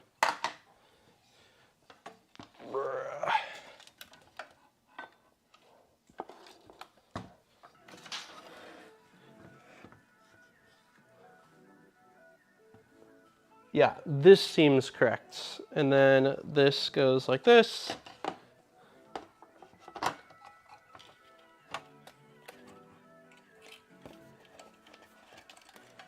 Don't see any clean way of...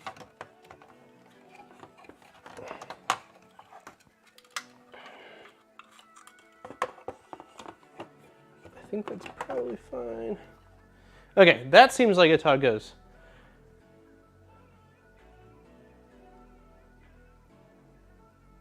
Are you using the LDO? Oh my God. Thank you, G-Funny.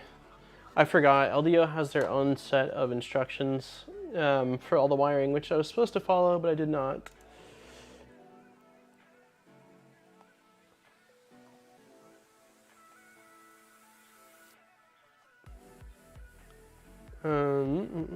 Guides, wiring guide.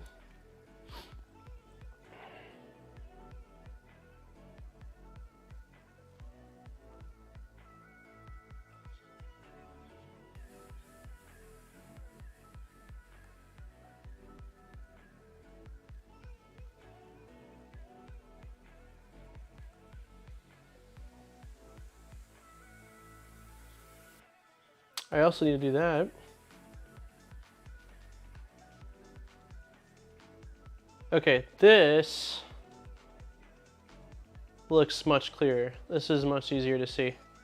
So I'm wondering now though if I shouldn't even be following any of this guide anymore. Like at this point, maybe I should just jump over to Switchwire, like this section.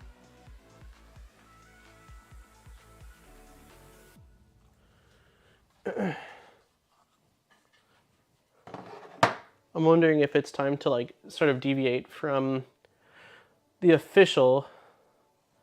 Let's see, while much of the wiring can be done after the mechanical components of the printer, certain cables are much easier to route. We recommend reading this section before you begin assembling your printer in order to... Yeah, I did not do that. We recommend routing the XC motor and toolhead cables at the same time you install the deck panels. The opening is too small.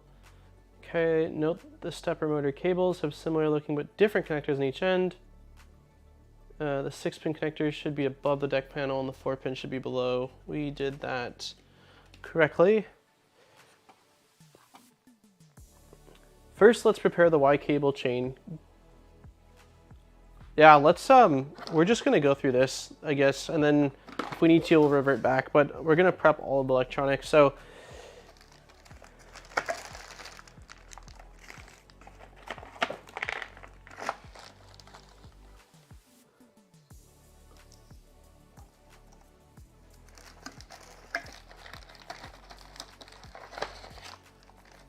that's what the wiring harness is built for, spec.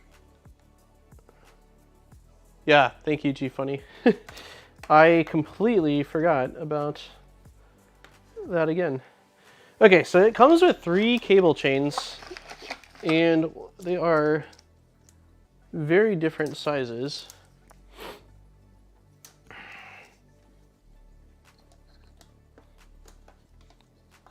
See if you guys can see this. Let me scoot this back a hair. Okay, cable chain. So small, medium, massive. It says, first let's prep the Y cable chain. Grab the shortest of the 3 cables, 15 links, not including the end links. So that is going to be this one. 1, 2, 3, 4, 5, 6, 7, 8, 9, 10, 11, 12, 13, 14. Looks like 14 links plus the end ones, but okay, so we'll grab the short one. I'm gonna move these ones completely out of the way for now. Let's see, grab the shortest, fit the heated bed power cable and bed thermistor extension cable through the cable chain. Keep in mind you can open the links. Make sure the following connectors are all the same end of the cable chain. Okay, so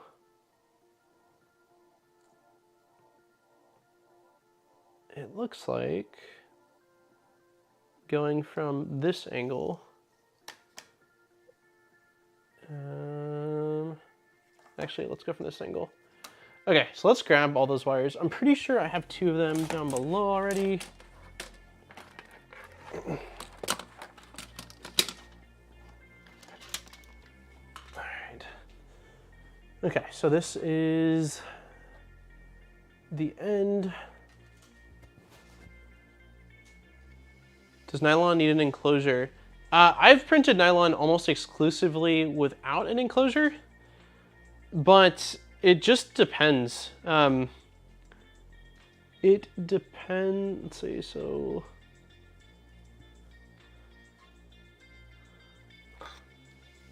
Okay, so just match up the, these loops need to be with the plug end,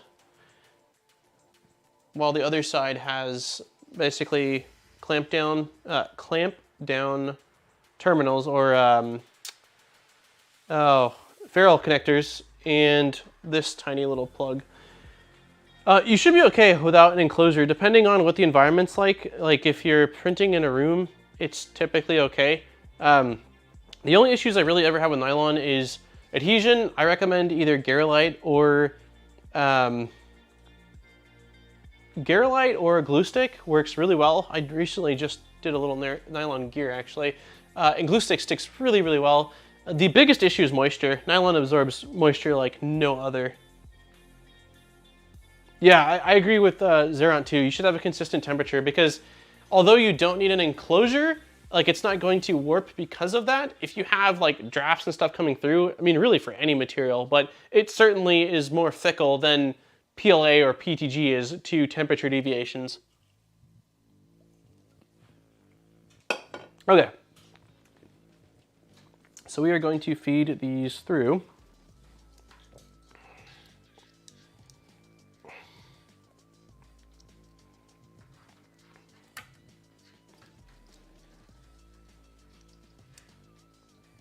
I think Aaron's home. God. Wonder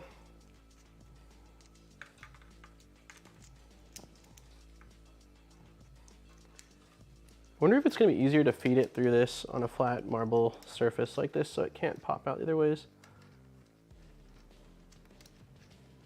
Nope.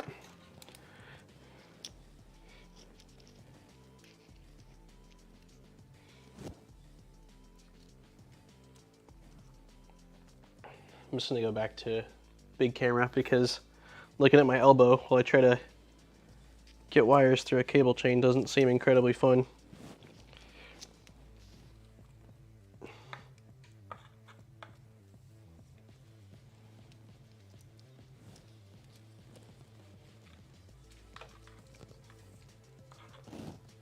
Nice. Nice. Okay. Cables are through. Electrical tape them together. That is a great idea. Can't you open the chains? Yeah. Yeah, I could open them all. But I feel like it's less work just to use my thumb to kind of guide it along, unless I get stuck in a certain point of it. But electrical taping them together wouldn't be a bad idea actually to make it one solid piece on the end. But I don't know where. To be honest, I have no idea where electrical tape is right now.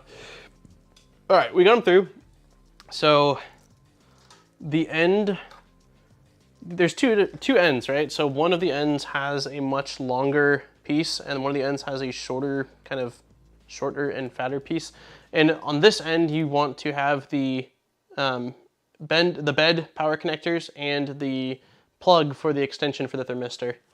So that looks good. It says you are now free to install the cable chain once the Y carriage is assembled, which ours is assembled. So let's see how that goes, considering that the parts that we used were the older version of the cable chain points, which we discovered.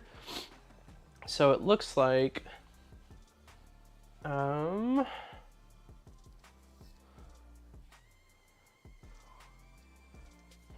let's try this.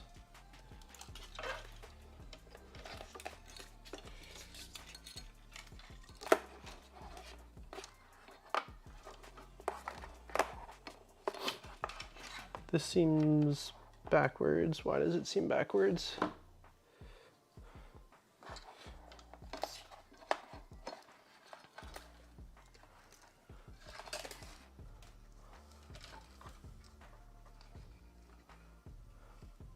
Well, it doesn't add up. Because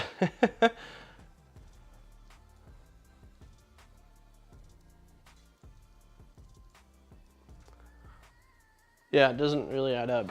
So this part needs to, like, this is the side that technically needs to go into this piece right here. But if we have it go in like that, then the cable chains won't work because it can only turn this way. It can't turn the other way. So we would actually want it to go like this, which is the opposite of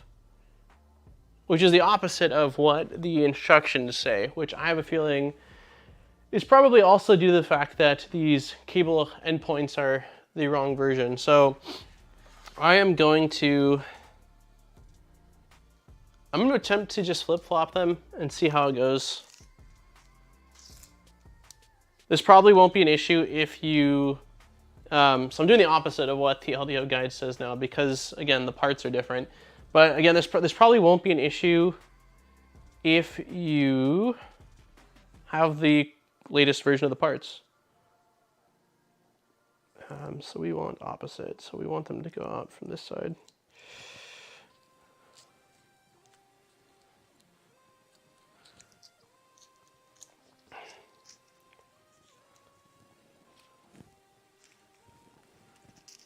This is definitely one of those, put it in your lesson learned catalog.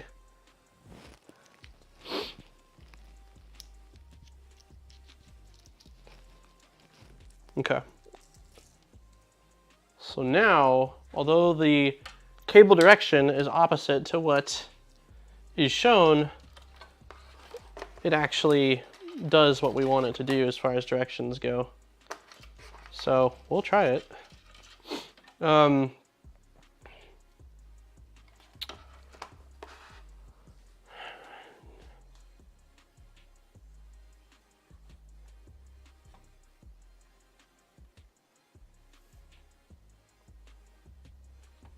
Okay, so what I don't know is, let's see.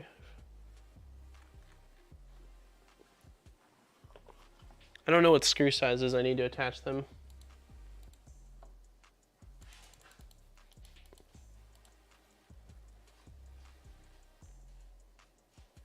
Looks like M3 by 6 flat head. M3 by 6.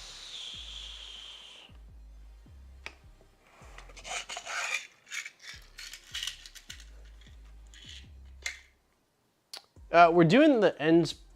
I don't know if that chat came in from before, but C Senior, we are doing it backwards on purpose because with the ends flipped, the cable chain doesn't mount correctly. So we're trying it this way. Yeah, we're gonna try it this way and see if this will work.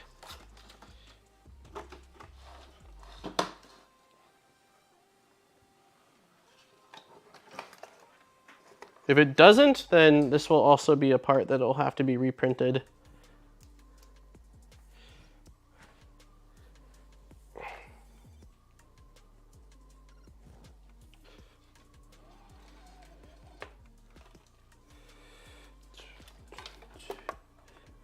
That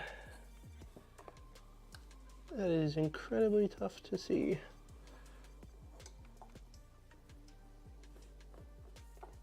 Okay, we've got one of them started.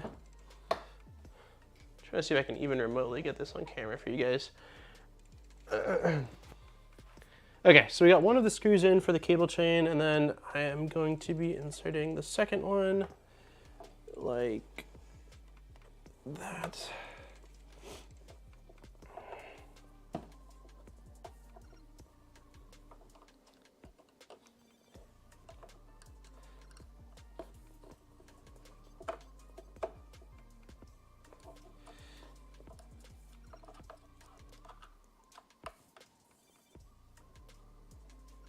All right, so that side should now be good.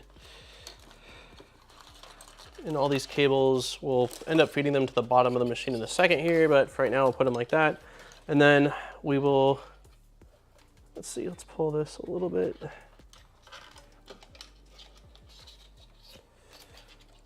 And then we will bend.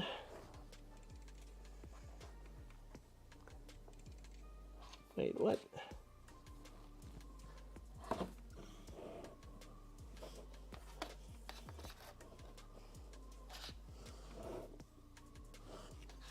Yeah, this totally is not going to work.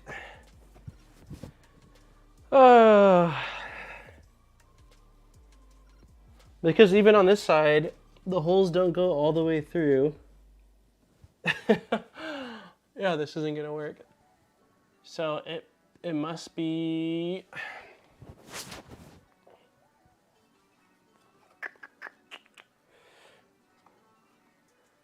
I'm gonna check on this too, just to see. Let's see.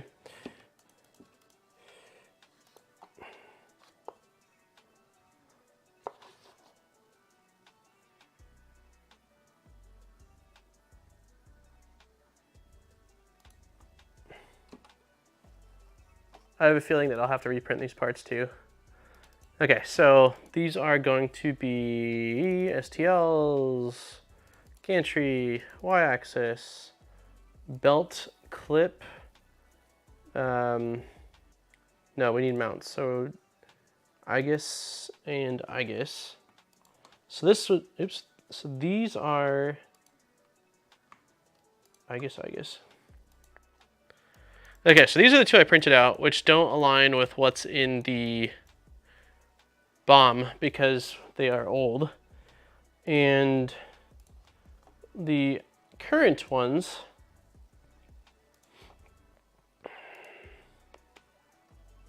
look like way different.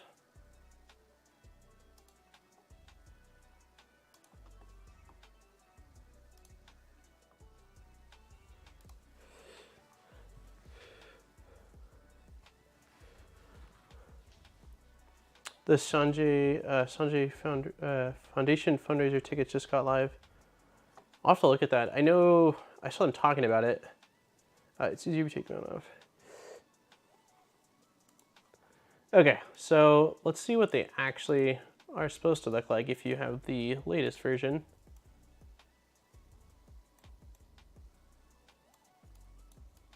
It's so weird. So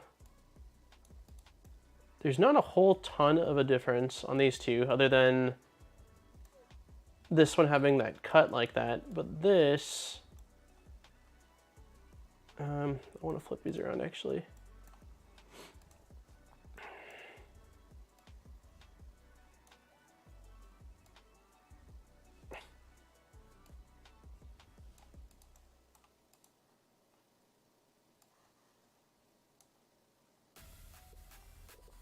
Ooh, we're on aggressive album.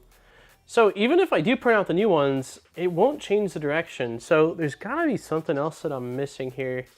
It's 11:11. Hey, thanks for stopping by, Zeron. It was nice seeing you around, man.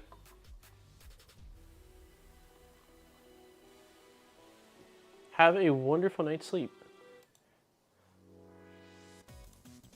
Are the LDO specific? I didn't see anything specific. In the print guide, it doesn't say anything. It just says for the cable chain. Our cable chains use the same two-hole configuration as IGUS. When printing parts that interface with cable chains, always use the IGUS version. So it should be fine, but it's just, something's backwards. Like, if I have it like this, they just don't bend like that. Unless you're now free to install the cable chain. Like, it just is off.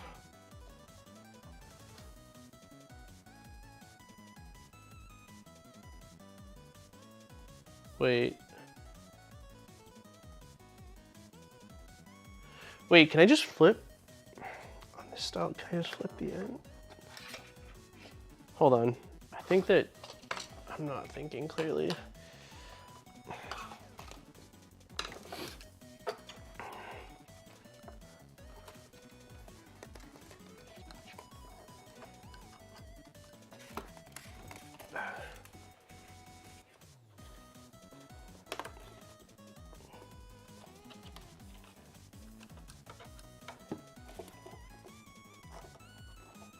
I wonder if can the ends of the cable chain just be spun around? Because if that's the case, that should solve my issue.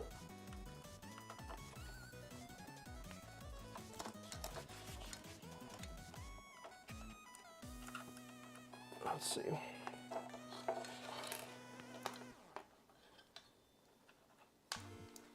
No, they can't. That doesn't make any sense. Like,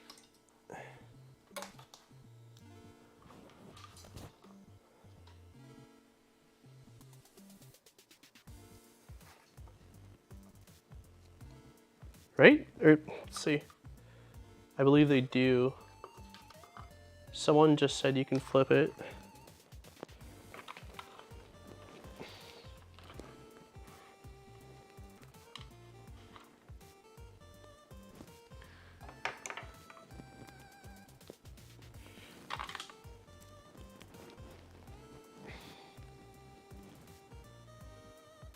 God, I could really use a flat head right now.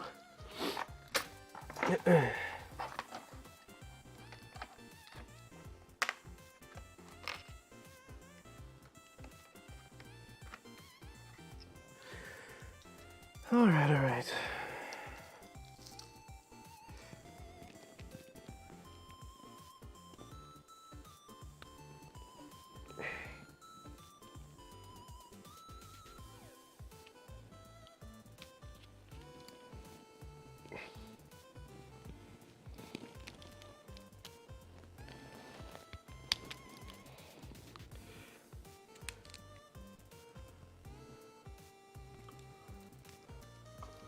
So it does look like you can flip it.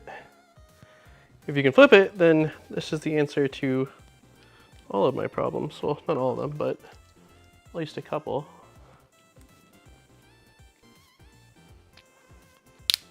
Yes. Okay, that is amazing. That is great. Okay, so now I can go back to the original way the cables went.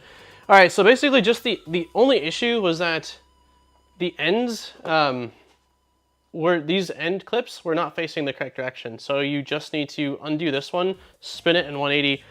So whoever did say it in chat, thank you very much. I think that I read it, but didn't fully understand, it.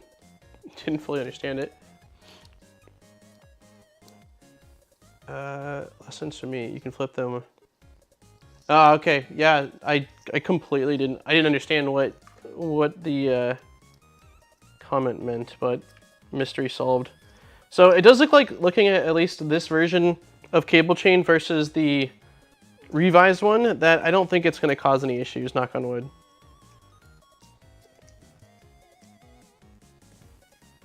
It looks like the difference is quite small, so hopefully we can just chug along now. Probably didn't explain it. Yeah, sometimes, I mean, words like, explaining something via just words that having the ability to use a picture or video can be incredibly difficult. So, all right, so this end goes towards the printer. This end goes like this. So, all right, all we're gonna do now is insert these two small screws into the last link on the cable chain, like this. And like that. And then these should align. They're probably gonna fall out while I screw them in.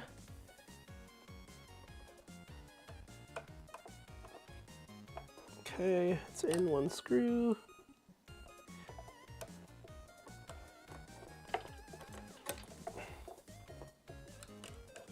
Yes. Oh, all you can see is my arm. You know what? Why do...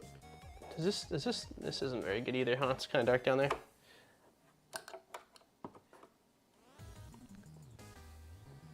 All right, so that is in, which is amazing. Now, this one is in the correct direction. So, yeah, let's go back to this camera. This camera overhead kind of sucks, especially against the black. It just doesn't do a good job. Let's go like this.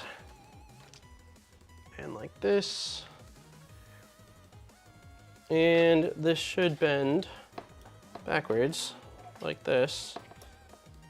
And we can now attach it using the same screws. I definitely see what someone said though. It would be easier to install these cable chains prior to installing the parts on the printer. I think I can get it. Nope, maybe not. Actually, I'm gonna tilt the printer. Let's tilt it on its side.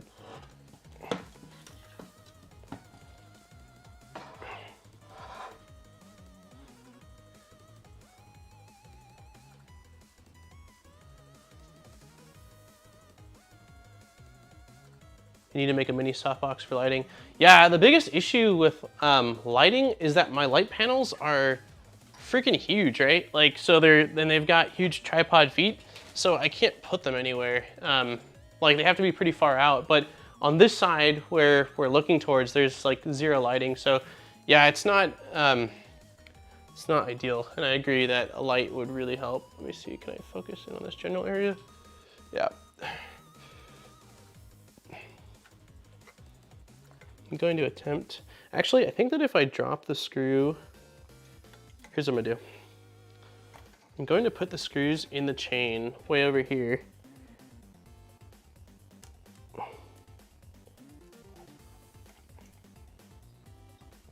One second. It's always the struggle is how to do it, but also show what I'm doing.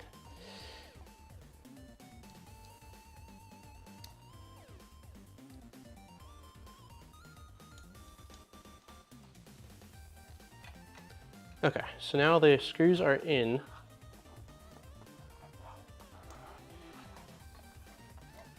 If I push this all the way back.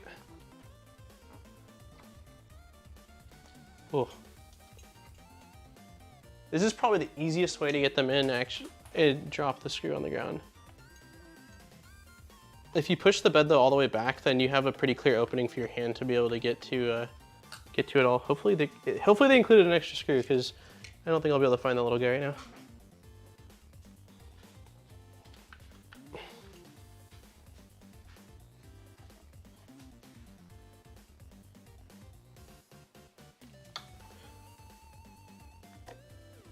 But yeah, the lighting absolutely blows. If I step back, then you can see it, but then I can't see what I'm doing at all.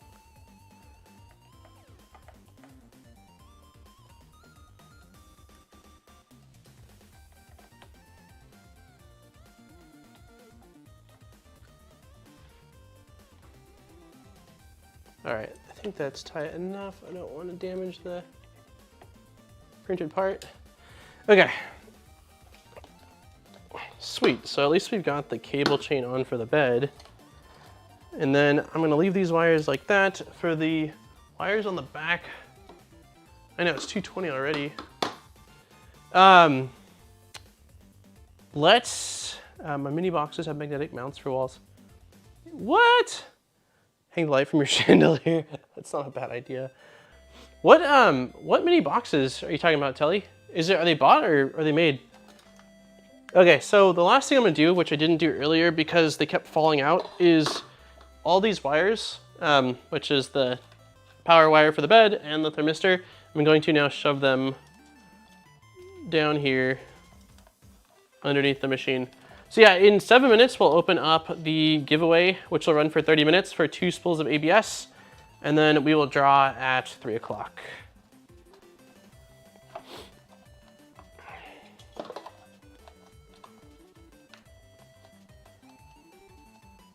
Okay, so wires are all now neat on that side. They're not so neat on the side where the bed is, but it's okay for right now. Oops, we'll clean them up once we install the bed, and then we'll get rid of any slack, or any unnecessary slack, I guess. Okay. Yeah, I wonder, you know what? Let's try this. I mean, I still think I'll be blocking the light, but maybe if I stop hitting the chandelier.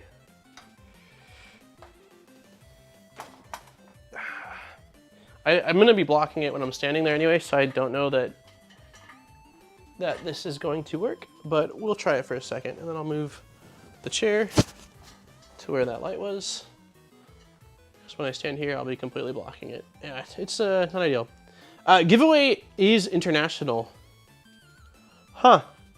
Are you in the Discord, Telly? The Modbot Army Discord? If you are, shoot me a link. Or if you've got info on them, I guess, like on the ones that you made. But yeah, it is international. Yep. Okay, that was easy. Heated bed.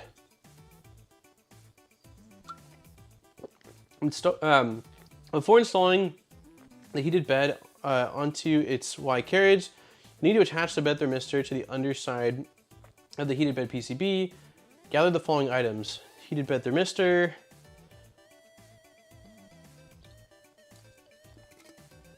Let's see if I got that.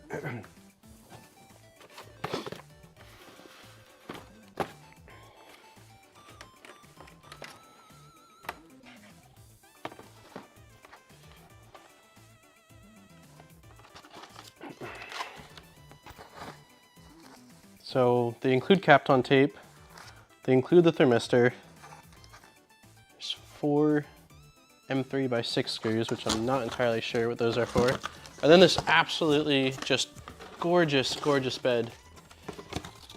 It's incredibly nice. Okay.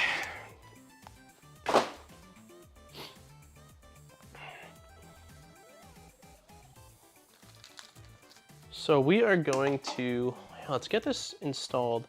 So it looks like they have it installed. Place the heated bed upside down. Look for a small circle just right of the center. Oh, I see it right there. There's actually, so you can see, you know what? I think I've got, it's still on spot focus. Oh, nope. Yeah. Hopefully you can see that.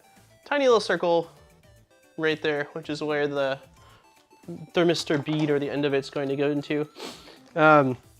We're also going to do our absolute best not to touch the end of the thermistor with our hands because oils on hands can damage it. So for a second, I'm just going to place it. Okay, it wants to go to the magnet, which makes sense.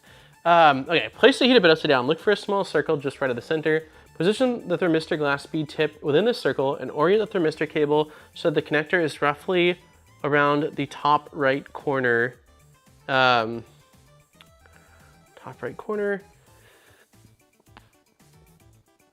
Apply a small amount of thermal paste to the thermistor tip. I don't have any. We had that little bit that it came with for the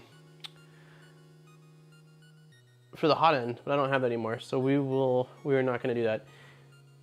And then cover with piece of aluminum tape and polyamide tape. So they're actually covering the end of the, nope, that's not right.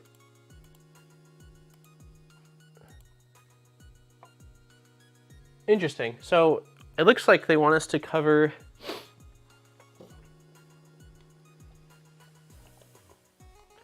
I thought that the bulb thermistor would probably need to be exposed and not underneath the aluminum tape, but based off this, it looks like we want it underneath. Cover with a piece of aluminum tape and polyamide tape. Make sure that thermistor tip is in contact with the heated bed, and also it's not able to wiggle under the 2 layers of tape. So we'll try that really quick. Once we place this, then we'll open up the giveaway. Wait, do the bed last?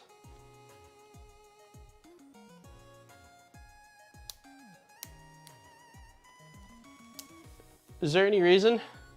Is it so it doesn't get damaged or something like that?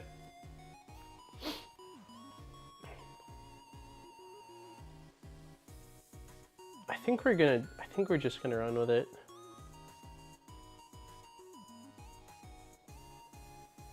I think we're gonna run with it, Delmar.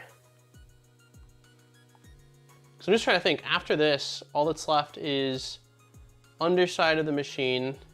And we don't have the nozzle or anything on here to be able to damage the bed, so.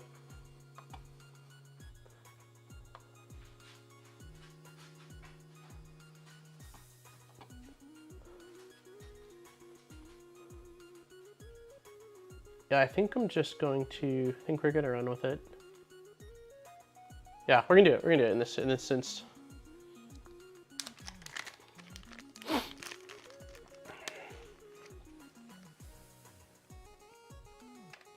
Okay, so I'm actually going to put a glove on, just one, for the hand that's going to get near the thermistor.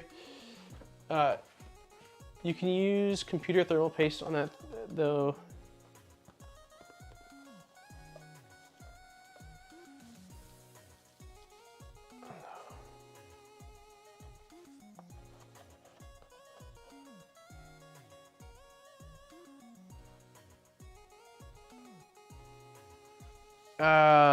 I had problems with the probe. accuracy that seemed to stem from wrapping the probe with foil tape.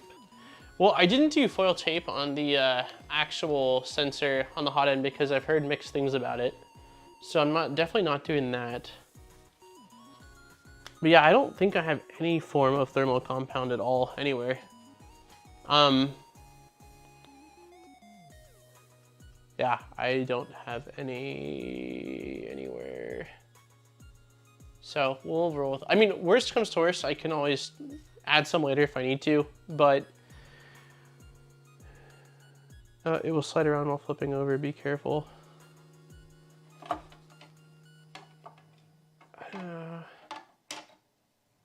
It's pretty tight, I don't know. Okay, we're gonna do it. I appreciate the warnings, everybody, but we're gonna do it. And if it becomes problematic, I will absolutely say you guys were all right. And in the final video on the build, I will also say that. But just because I want to continue to make progress, and it's really just this, the electronics underneath, and the hot end, or the clockwork, which I can't do right now. All right, so I'm going to place it in the circle. I'm going to apply foil tape right on top of it. I'm gonna do my best to kind of like use my nail to, you guys aren't really seeing what's going on. I'm using my best to do my nail to kind of like push it around the cable so that way the cable doesn't have a lot of air or the ability to slide around, which it seems fairly tight, and it seems like it's pretty well pushed up against the bed. And then there's two thin sheets of Kapton. So it looks like based off of their guide, that one of them goes over the thermistor, and one of them is just kind of used to hold the cable in place. So we'll do that as well. So one of them I'll peel off really quickly. Maybe really quickly. Very slowly I'll peel it off. There we go. And this one I'm just gonna place, I think I've got a little bit of static on my, this one I'll place right over the foil. And then kind of just gonna go back and forth on it to make sure there's no pockets.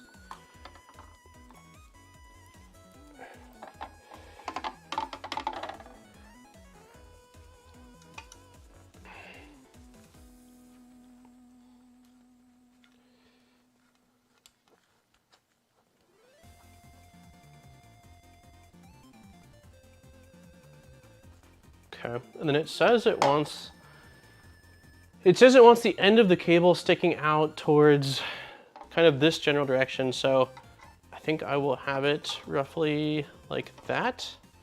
And then we will, at least based off this, and then we'll apply the other piece of tape somewhere right here.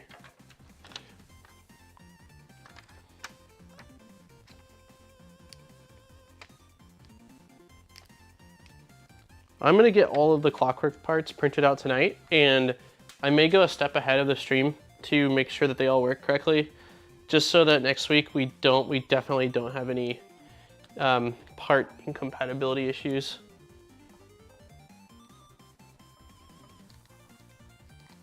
All right.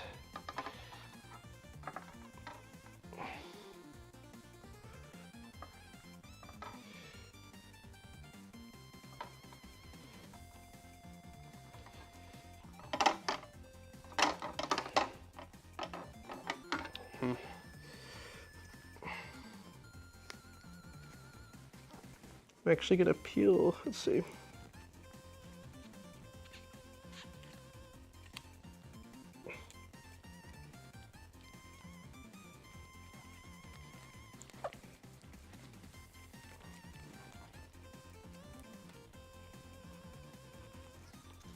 All right, it's pretty good. There's a little bit of pull right here, but it's still pretty far away from where the actual thermistor's at. I think we're fine.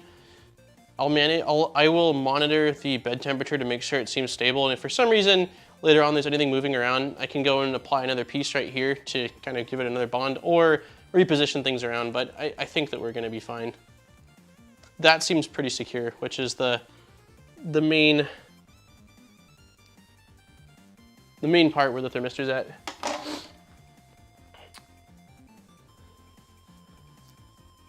Yeah, it is giveaway time. Let's do that. Take my gloves off, sweaty hands. Let me clear out, let's see, clear out all of this. That looks good. Delete.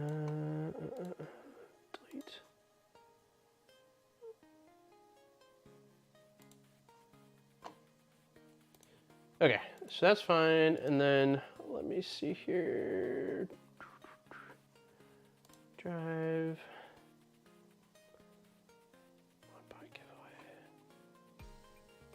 Here we go. Hey, what's up, babe? Aaron is in the chat. I'm gonna clear out, delete all responses. Yes. Okay. We should be good. Send, copy link. Good luck on the giveaway. We are doing 2 today. Okay, I am posting it in chat. There we go. And then I'm going to pin it as well. All right, so we will leave the giveaway open for roughly half an hour. There will be 2 winners. It is for a spool of ABS, well, 2 spools of ABS, 1 for each winner. Shipping is international, so anybody can enter in and anybody can win, and good luck. I'm actually going to do one last thing on this bed. There's a tiny piece on the edge of the Kapton that's kind of rolled over. I'm just gonna use my X-Acto to slice it off. Let me know if you have any issues with the giveaway. I did clear out both things this time, so learning from last week, we should be okay. Okay, board is, bed should be good. Get rid of that little bit of tape. And let's see. Okay, when attaching the power cable to the heat bed, check for signs of oxidation on the PCB. Use a piece of sandpaper. The pads look fine. Looking at them. They look clean, so.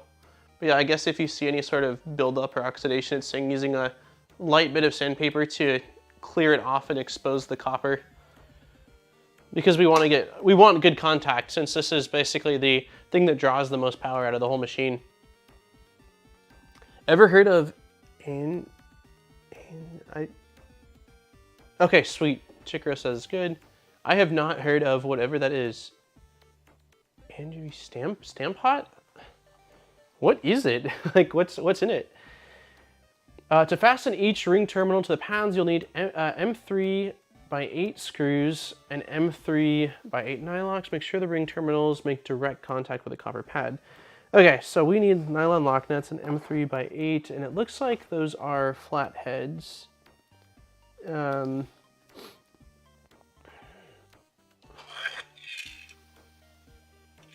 We'll go with these. I guess these aren't really flat heads, but they are flat heads. And then we need M3 lock nuts. Okay. So, trying to think about the easiest way to do this. Make sure I'm doing this correctly too, so it's clearly labeled. Ground is on the outside and VCC is on the inside, so I will grab VCC is on the inside.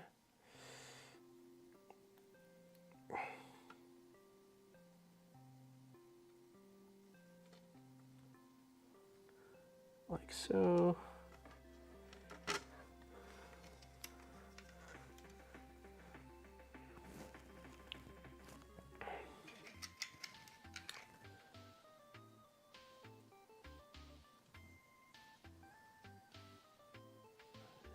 It's times like this where I wish I had a third hand to grab a tool.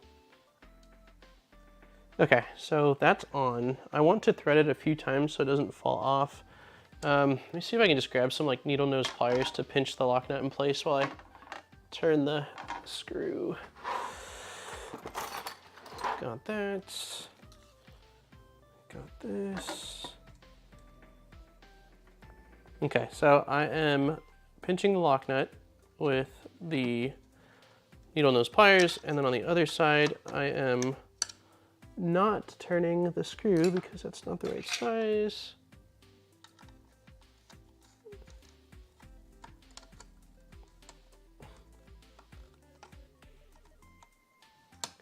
Interesting.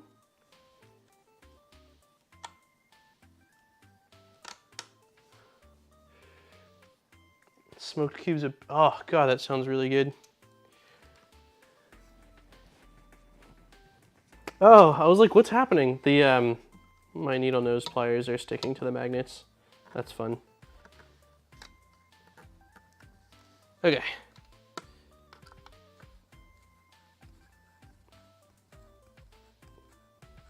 I feel like it's not getting much tighter. Wow, these magnets really make this fun.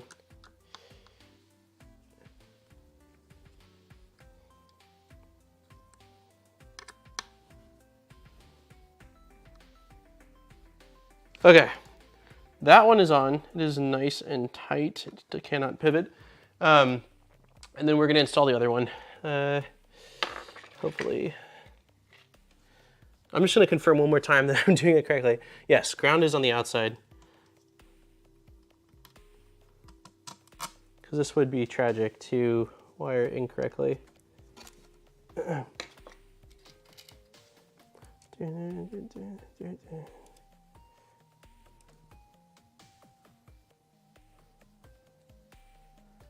Okay.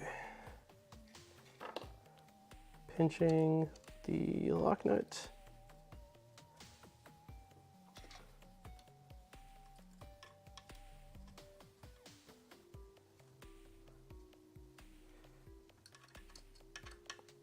The most awkward stance.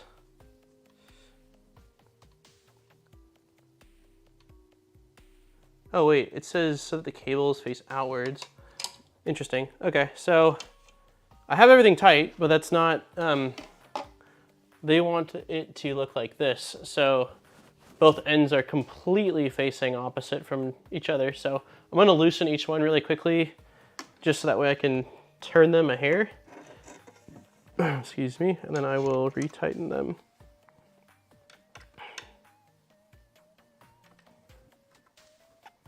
It's actually kind of tough to do that considering that they're wrapped around each other so much. Interesting.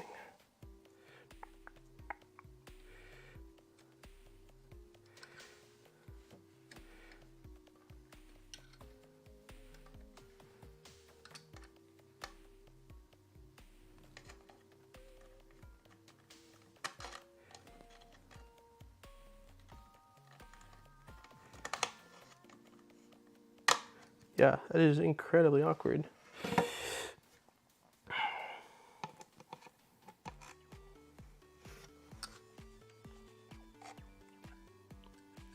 I'm trying to hold it in place with my pinky. It would be nicer, okay, let me see if I can find a tiny little wrench that I can use to hold it in place, because it might make it easier. Let's see, are you the right size I need? Nope, that would be way too convenient. Sorry, but I think I have to go, wait, skip the, what is andiv? I don't even know what that is. I don't know if I want to know what that is. Okay, this is smaller. Something tells me it's too small. Of course it is. Oh. This one looks maybe perfect, or it's slightly too big. Okay, I'm convinced I don't have the exact size. Let's see if I've got...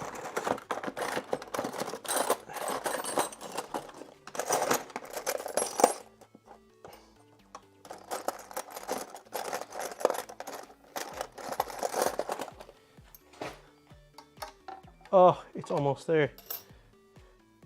Pi had sent over a set of tiny, I think they're Craftsman? Yeah, tiny Craftsman wrenches, and they are amazing. I just need to build some kind of a system so that way they are organized, but they are stupid handy.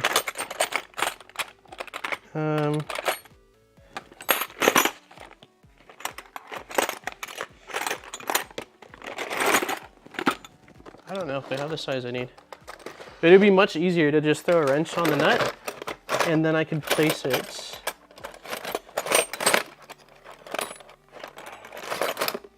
Ooh, ooh. Oh, it's so close. I don't think that's... No, we're just... What size is this? This is a number 6. This looks too small.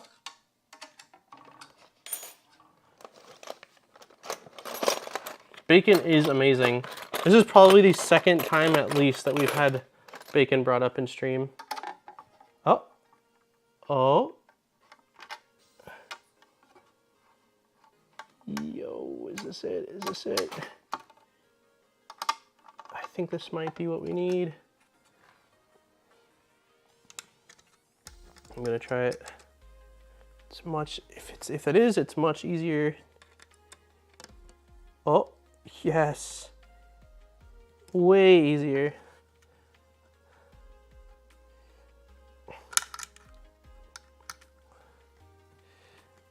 Okay.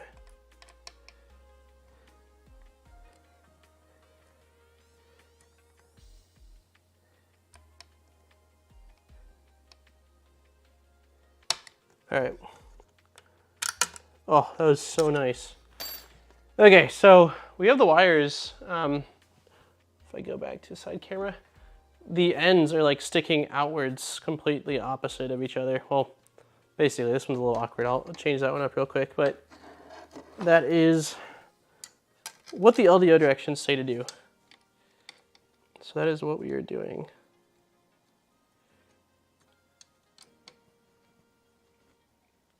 There we go. Okay.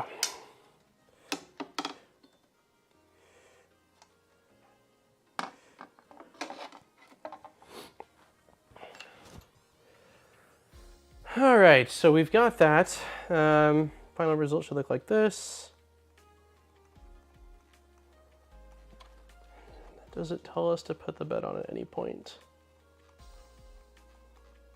If not, I'm just gonna install it, yep. Let's see. If you have not signed up for the giveaway, we are giving away 2 spools of ABS with global shipping. We'll be drawing the winners in 12 minutes. And the form is pinned in the chat. Let me quickly go back. I don't want to show. I just want to see how many entries there are. If I can even see. Yeah, 19 people so far. If you have not, definitely sign up. We are shipping globally, so anybody and everyone, anyone and everyone is eligible. Okay, so at what point do they have us put the bed on?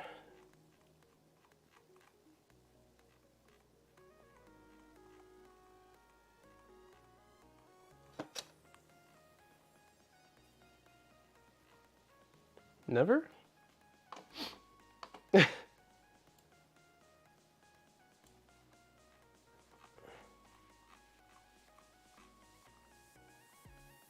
Oh yeah, Lisa's awesome at that. Yeah, if you have not hit the like button too, please hit the like button. It definitely helps support the channel and the stream and the video. So weird, I have not seen where in the guide it tells us to actually install the bed. The bed does not appear to be on there.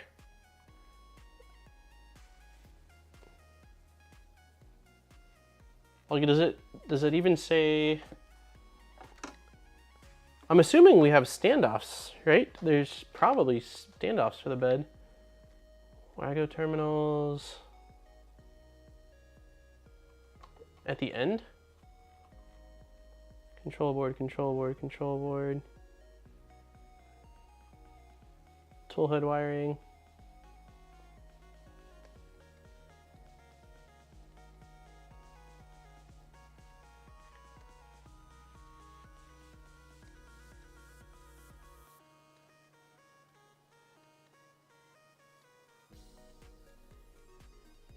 I put some Kapton over that to be safe. Kapton over the terminals? Ah, heated bed. All right. Yes, there are spacers. 6 by 6 by 3 spacers. Where are the spacers though? I don't know if that's something I've even seen.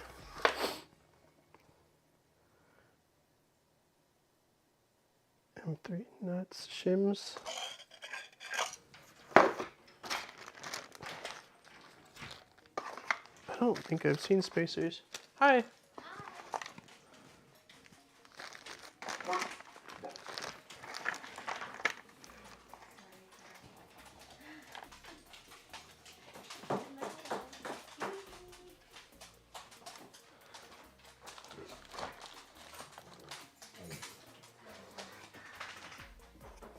Yeah, I don't think I've seen spacers.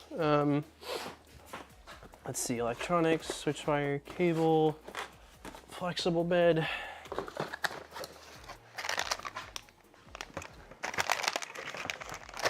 I feel like if I had spacers, I would have. Yeah, Aaron just got home and all the dogs are super excited. Come out from sleep. Oh, Delilah, and Monkey. Oh. I don't think so. Just need to figure out if there are spacers and where they would be.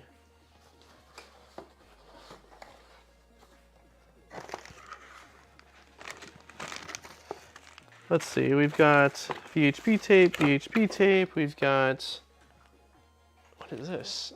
GitHub Steppy. Oh, that's for their little LDO mascot guy. Ah, spacers. Yes, there are spacers. Awesome.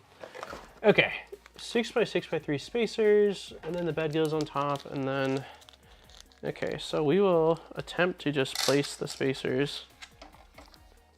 Let's see. I'm trying to think how I want to do this.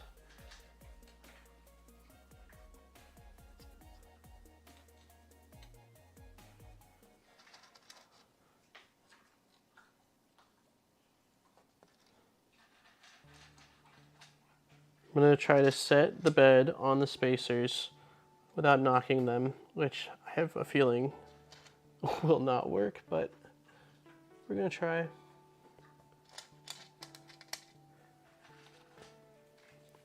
Does anyone know if there's a terminal cover for the exposed wires on the bed? It doesn't seem right. Like, it doesn't seem that's like... I don't think that's how it would be left, but... Okay, so we are going to do our best to... Oh, we dropped one. Ah, there's magnets. I am a fool. Of course it's not going to... Of course it's not going to work. So I guess if that's the case and this is not going to work, then the only real important thing is to get the middle one in place, because the rest of them will be reachable from the outside.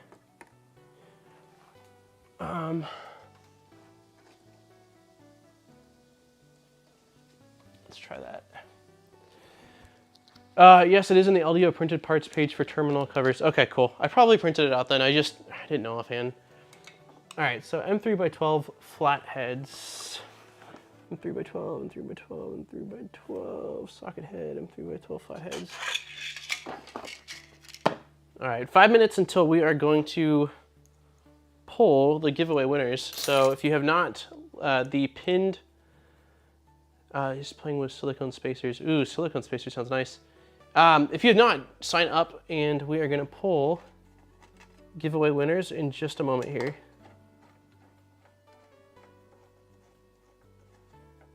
Nice, okay, so the middle one is in. Then I'm just going, I think this is what I did with the Prusa. Where did I put, I'm pretty sure that I used the needle nose pliers when building the Prusa to just sort of hold everything in place on each end. So let me grab this, spacer under the end, drop it in.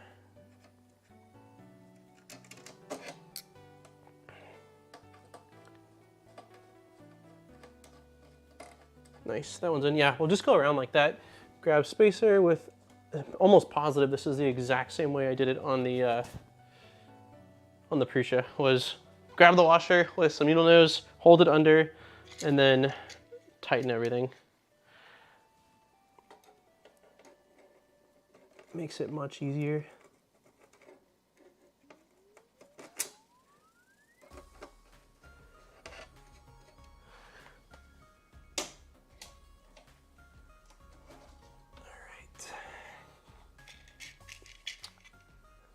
It's a Prusa bed, should be the same install. Yeah. I just don't remember. There's a washer down.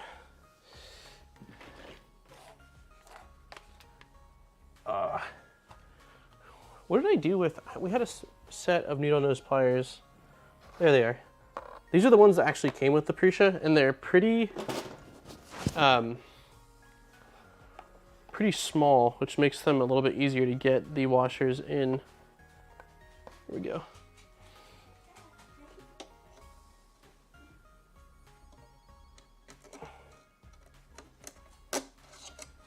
There we go.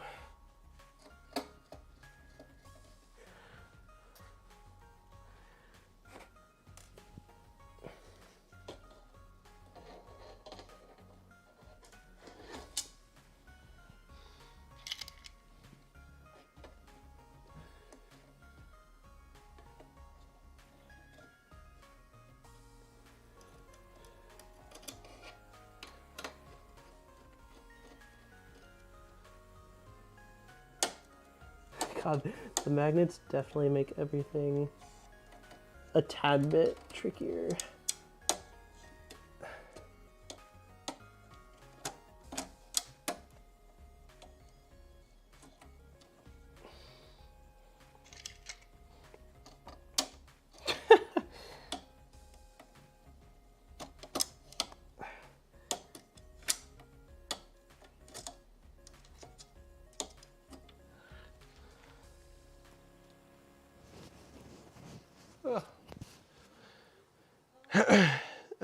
Last spool has almost run out. D40, I'm not sure that is the case.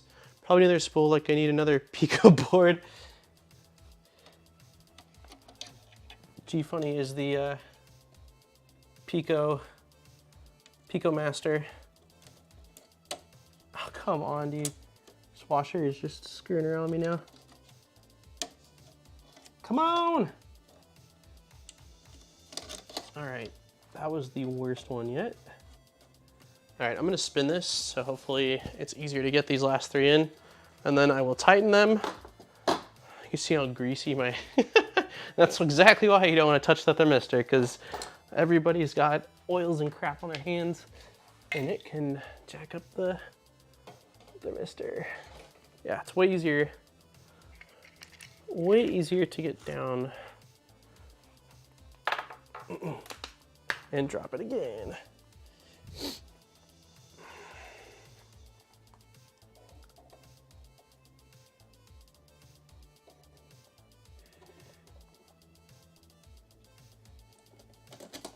Okay.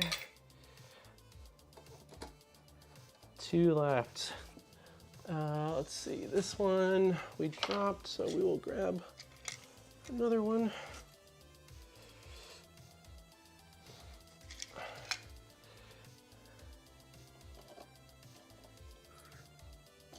That one was easy.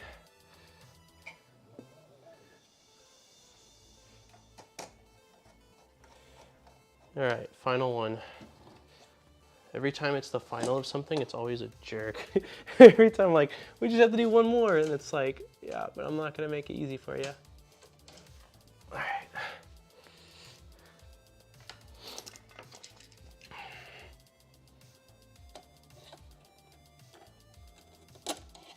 All right, it's in. All right, all right, all right, all right. Let's tighten it before it pops out.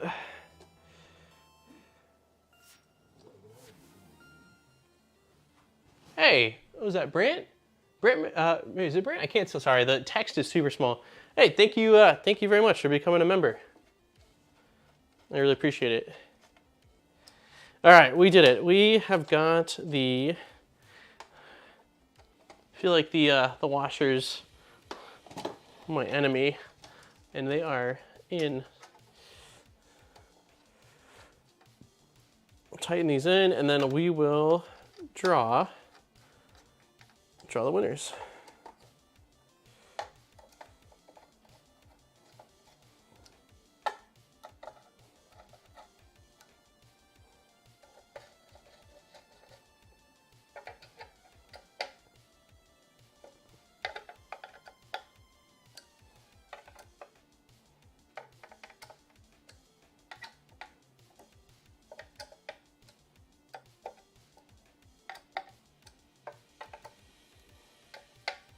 All right, these are golden. We have a heated bed. Yes, all right, that is amazing. I'm actually gonna plug in the extension cable. I don't think you can see that, no, of course not, because my head and body is blocking it, but just the extension cable that we ran through the cable chain. I'm gonna do that right now, so that way I don't forget. And then, I think I'm actually going to pull, let's see. I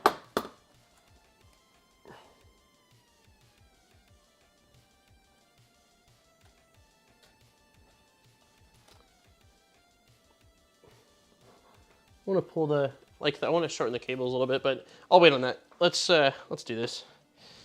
All right. All right, all right.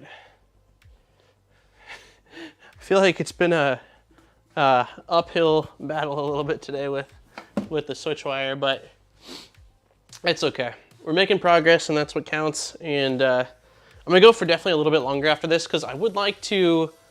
The dream is that somehow, some way, at the end of next week's stream, that we are even at least starting a Voron cube. So what that means is, like, I don't care if the side panels and stuff are on, but at least, you know, electronics in, clipper flashed, and the Afterburner done. So that's why I'm probably gonna go for a bit more to get some of the more electronics done. So, all right, let's do what I said. We are closing, there's 22 people entered in, and we are going to grab everybody's names. Like this. Oh, actually, it did the same thing as last time. Give me 10 seconds. For some reason, when I clear out the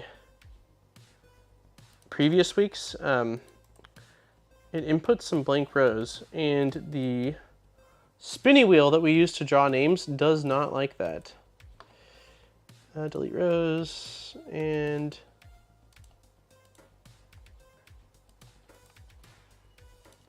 okay, we have got 17 people, so that's pretty good odds. That is definitely better odds than a lot of things. So it's called Wheel of Names. Bam, and then we will go over to here. It actually has people's names from, we will clear out this, and we will go like this. 18 people. My math, I cannot count apparently. All right, I'm going to take a sip of water and we will spin one name. Then I will highlight that person's name so I make sure that they know, or that I know that they are the person that won. And then I will spin another one. And then the options are either to reach out, or what I could also do is, because when you enter in your email, I can shoot you an email saying, hey, congratulations, you know, please send over your shipping details so we can get this shipped out to you. I'm not on the Mumbo Discord, but I use my Discord name because it was required, just saying. Okay, that's fine. I mean, you don't have to be in at the second of it going, but that's typically how you like let myself or GFunny or DC know. Yeah, you can join. Keith says name is missing. Enter,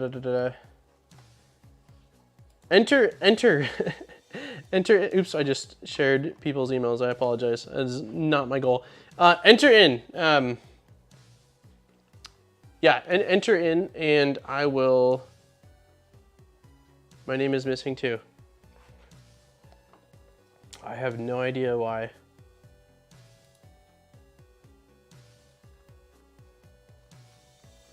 Yeah, so is everybody that shows.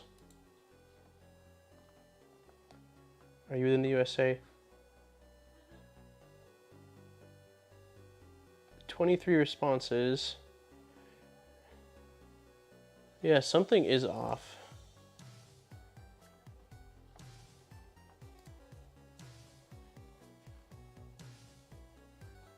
I entered and Doc says I see my name, quickly spin it.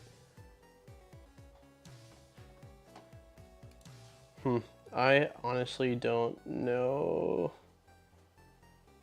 Who's saying they don't see their name they entered in? My name is missing. Zenbender. YouTube chat name. Zenbender. Okay, I see you in here. Who else is missing? Delmer says Delmer, I see you in here too. So, what the heck? Download. Okay, I'm gonna download. Let's try this. I'm gonna try something different.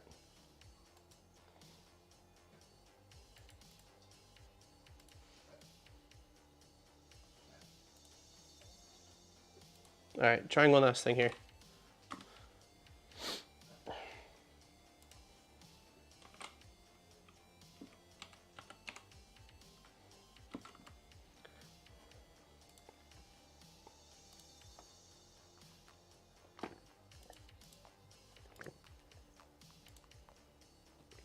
All right, new file upload.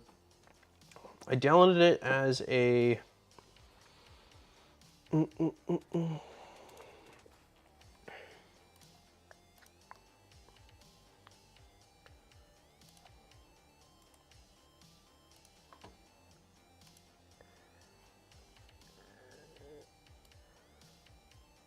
Okay, so I am. This folder already has the same as the file name. Okay. All right, I'm going a completely different way. Okay, this should have everybody. This is way more people. I think we had 18 before, and now there's 24 people. So hopefully this is fine.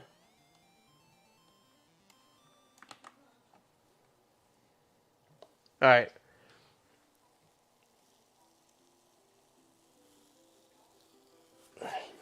Grants is in here.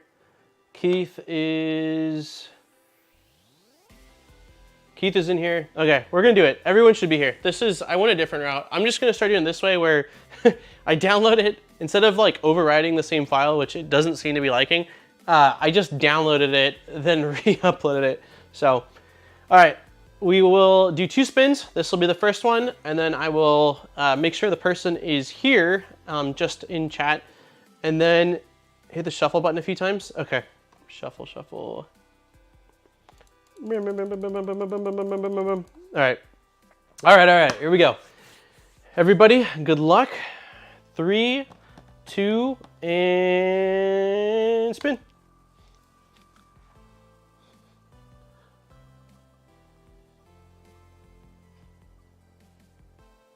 Telly is our first winner. It already has auto clapping in, but I've also got, I added my cheer button, so. Yeah, I like that cheer. It's like a stadium of people. Congratulations. So that is person number 1. Are you here?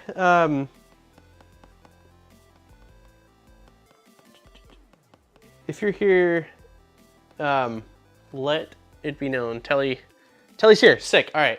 So I'm going to mark down Telly. Let's see. Open with Google Sheets. Let me mark your name off just that way I know that you are one of the winners. Telly. There you are. Okay. All right, so you have won a spool of ABS, and if you're in the Discord, contact myself or GFunny. Otherwise, afterwards, the email you have here, I will shoot you an email, and you can just respond with your info, and I'll get it to the right person so we can get this out for you. Awesome. Okay, so we have one more spool to give away, and we'll go back here. I will remove Telly, so that way another person can win. We will hit shuffle a couple more times to mix it up. Hey, what's up, Maker? All right, here we go. Ready? Another spool of ABS filament in 3, 2, and boop. Good luck, everybody.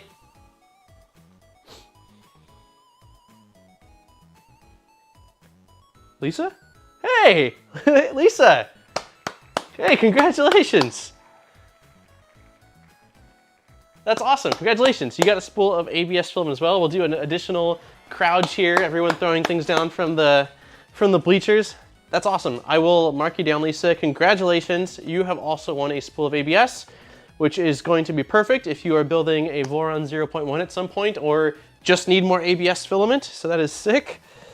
Yeah, let me mark you down as well, just so I am sure I will not forget, but just to be certain.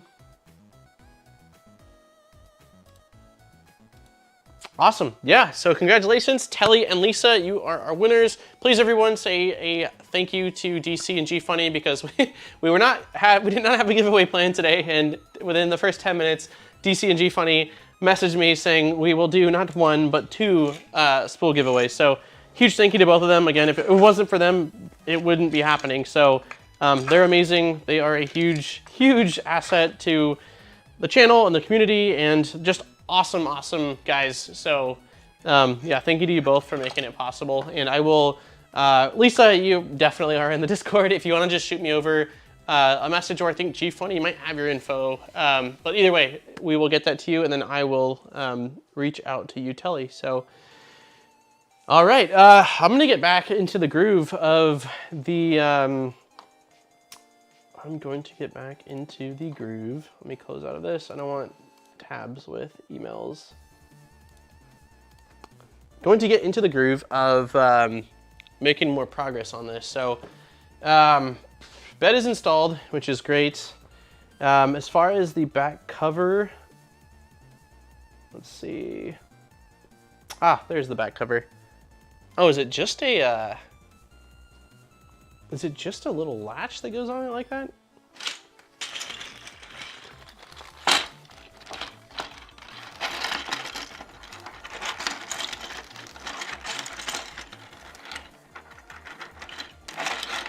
This is a really small part. I'm sure I printed it. Where is a great question. I suppose it doesn't need to go on right this second, as long as we install it before this machine is live. Oh, unpin the link. Yes. Thank you. Discord server name is modbot army. Same as the YouTube channel, and it usually pops up. Oh my god, I need to it's supposed to be in the description. People keep telling me to put it there, and I keep forgetting. It pops up the GFunny posted it. Wait, did I pin or unpin? It should be unpinned. Yeah.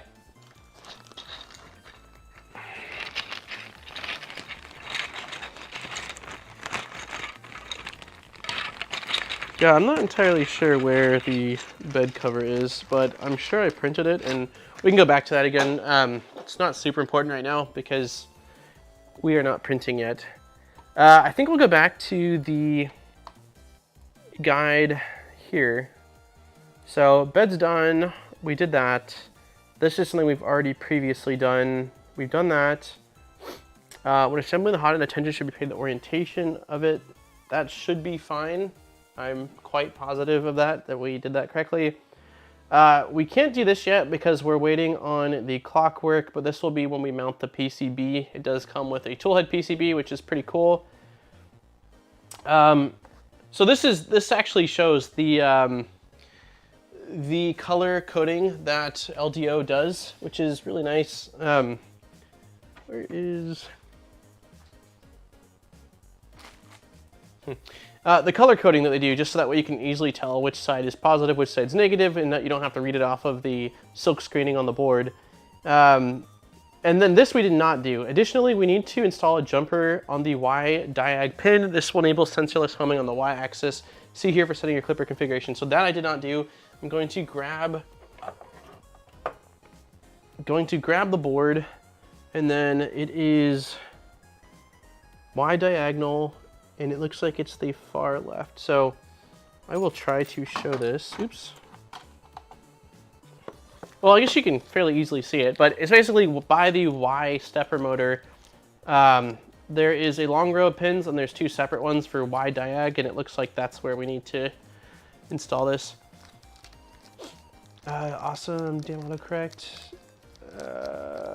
Awesome, many fun projects going on.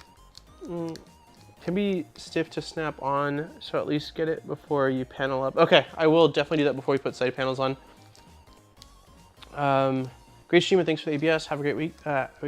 Sounds good, Lisa. No worries. I'm going to, again, do some more progress on this. Just to, the more we do now, hopefully the next week we can, get to printing. So congratulations again. Thanks for hanging out. Thank you for the donation, and we'll see you in the Discord and next week as well.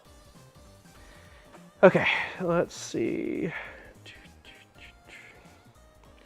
Y diag.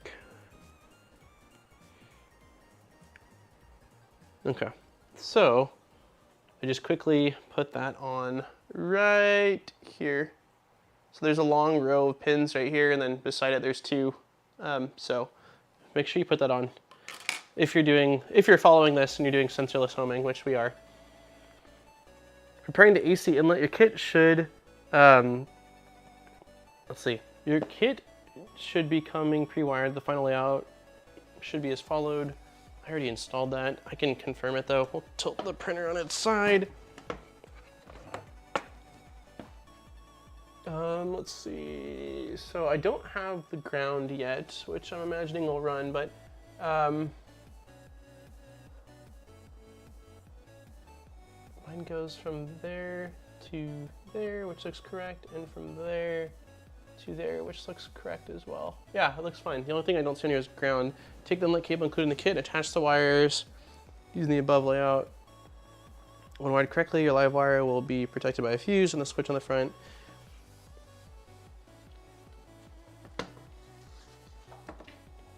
Yeah, I think we're okay.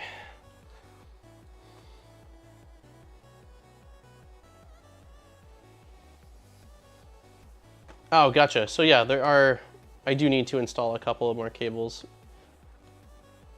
but I'm going to wait on that. Place electronics. Follow the Voron manual for placement locations of the 24 volt, 5 volt controller and Raspberry Pi. Cut the providing. Okay, so one thing I'm going to do though is this is a much better picture than what's in the guide from Voron. So it looks like stepper motor.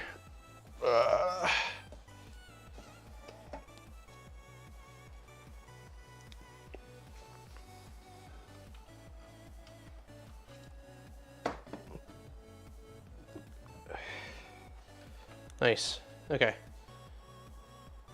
Okay, so this is going to make things a little bit nicer, I think, for installing. Hopefully the switchwire doesn't slide, but I couldn't easily tell where this went, and now I can very easily see that it goes on that side. So let's grab, let's go here. Let's grab the, I think if I turn this like this a little bit, let's grab the power supply, which is going to be going like this. It basically slots into the extrusion. Let me pull these cables out of the way.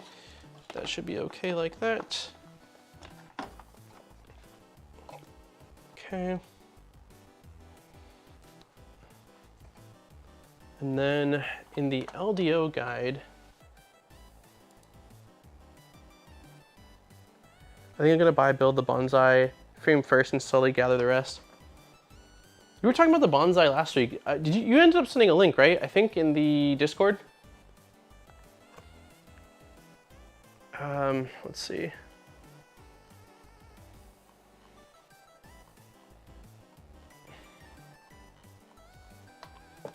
Scrolling is going to take a while. Let's just...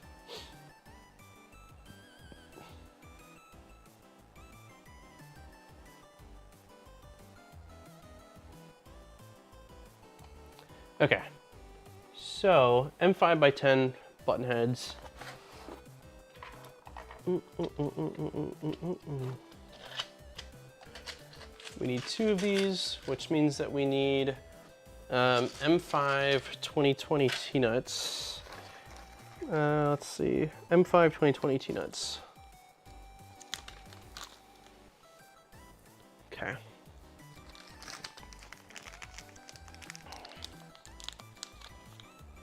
I'm gonna go see. I'll be in the Discord for a bit. Okay, sounds good. Thanks for hanging out, Sam.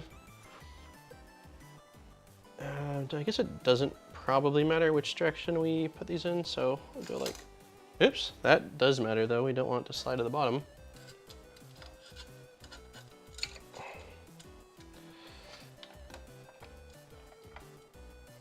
Okay.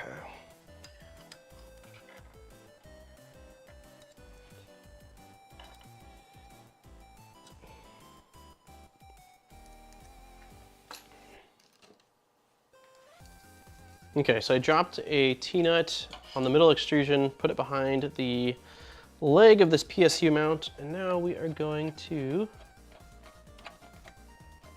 I guess it's not totally lined. There we go.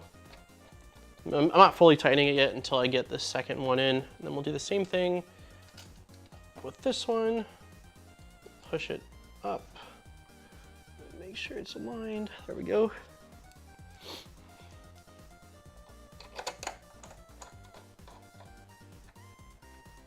All right, PSU is in. We've confirmed that it is at the correct voltage, thanks to GFunny and a collaborative effort of everyone earlier. Nice, power supply's in. That is awesome. Now we are going to take the Wagos, optional Wago terminal strip. Please simplify the mains wiring. Okay, so, where are the Wagos? I have no freaking clue. They would not be in the motor kit.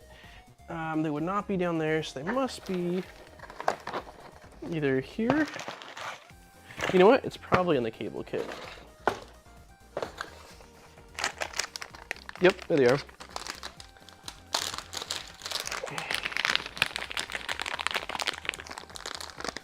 We've got one. We have got 2, and we have got 3. Close this up for a second. Okay, and then we need the printed 221 clamp, which I definitely have. Here it is. Okay, we've got the clamp, and it looks like these go in like this. Maybe they snap in place. Let's see. That is a tight. It is a disgustingly tight fit. Oh wow, that's by design. It looks like. Yeah, it is a tight fit. It's a snappy fit. Bless you. Okay, so like that. Okay, cool. So they do fit in perfectly fine, but you just have to put a little bit of TLC, or a little bit of elbow grease, I guess, into it. Like that. There we go. Yeah, that fit beautifully, actually. Okay, and then we need to mount these. So it looks like, I'm gonna lift this a little bit. Okay, so Wagos are going to be mounted on the underside right here. And this is a 30-30 extrusion. So we need 30-30 T-nuts that are for M5 screws. Let's see. Which we have a huge bag of.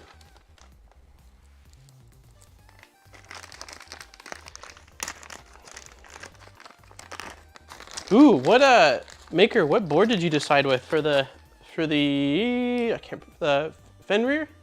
Fenrir. Maybe that's how it's pronounced.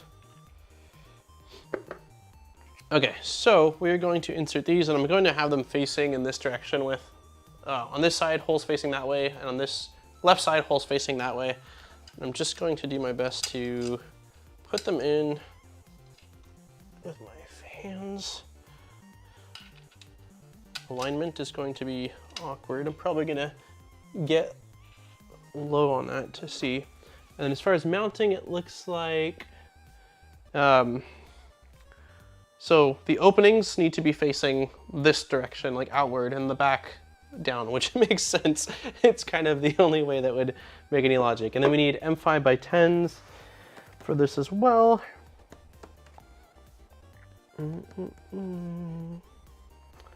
5 by 10s, 2 of them. Hey, Dutch, how's it going? Nice. How was the flight? How was Norway? Luke, I need to take off and make dinner for my wife. See you all next week. Hey, Luke, thanks for hanging out, and thank you very much for becoming a member of the channel. I will see you next week, and next week we will kick some serious butt. I'll have all those parts reprinted, and yeah, so we'll be able to finish up the Afterburner. Have a great night. Okay, so it's gonna be a little awkward here because of angle. So I'm going to get low like this, thread in, get this first thread started. Maybe? Yeah, I think we did it. Okay, and then I'm going to space this out.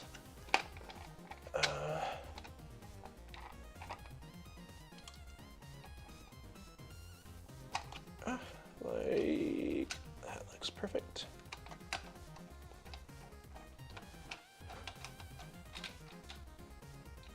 Okay, and then it looks like they just kind of have it centered roughly above the, centered above this, which that's roughly centered, so I'm pretty happy with placement. We'll tighten it like that.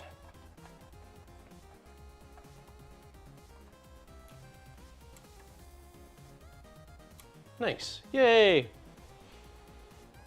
Looks like I'll be using the Mellowfly CDY V3, the same board I'll use on the Weimer actually, just had to rethink how I could fit it. Nice! Man, G-Funny showed me, or like shared with me Mellow recently. I hadn't even heard of them prior, but they've got some cool products. I ordered a no, cam's not right. Cam board? Yeah, it is. Can board. Can board, not cam. We got Delmar heading out. Heading out, everyone. Be safe. Oh, see ya. No worries. Thanks for hanging out, Delmar. Also, thanks for your help today, and thank you very much for your membership. Really appreciate it, and hopefully we'll see you next week. Can toolhead board. Thank you, G-Funny. The voice of reason in chat. Currently in Sandness?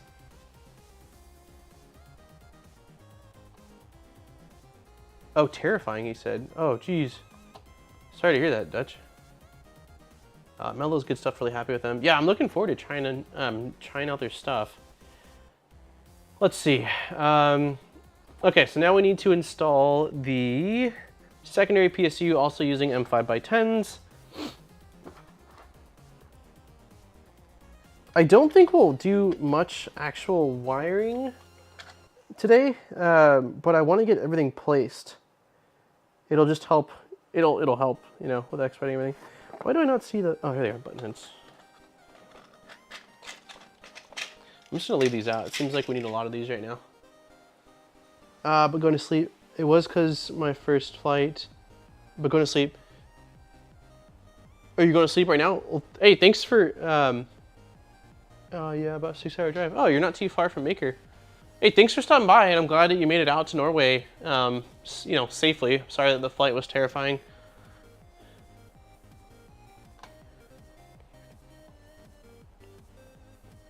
Okay, so we're installing the secondary PSU right now, and again, the image here it's not great. I guess I could see that the motor's there, but I really like this as a point of reference much more.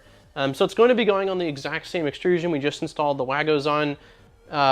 And we are going to be using the exact same 3030 M5 T-nuts. So I'm going to grab this, and oh, there's only one T-nut holding it in place, it looks like. Yeah, there's only one T-nut holding it in place, so we're only grabbing one, and I will just kind of drop it in here like this. Nope.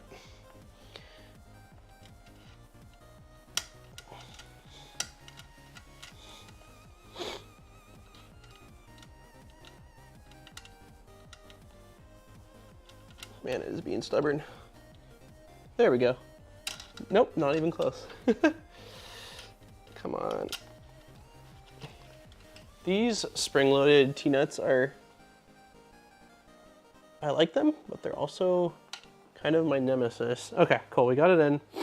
And then the printed part for this has a little kind of grooved slot, so it'll slot into the extrusion, and then that'll make it where all we really need is the one T-nut to hold it in place, because it should be nice and secure still.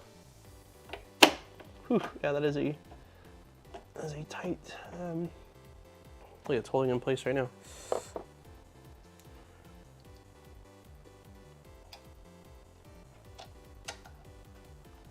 All right, and I'm trying to see how close, curious to see roughly location wise. Okay, so they have it quite a bit further back. That looks about right. Yeah, that's about right. We'll tighten it down for now. It's only one screw, so if we need to adjust any of this stuff later on, we can.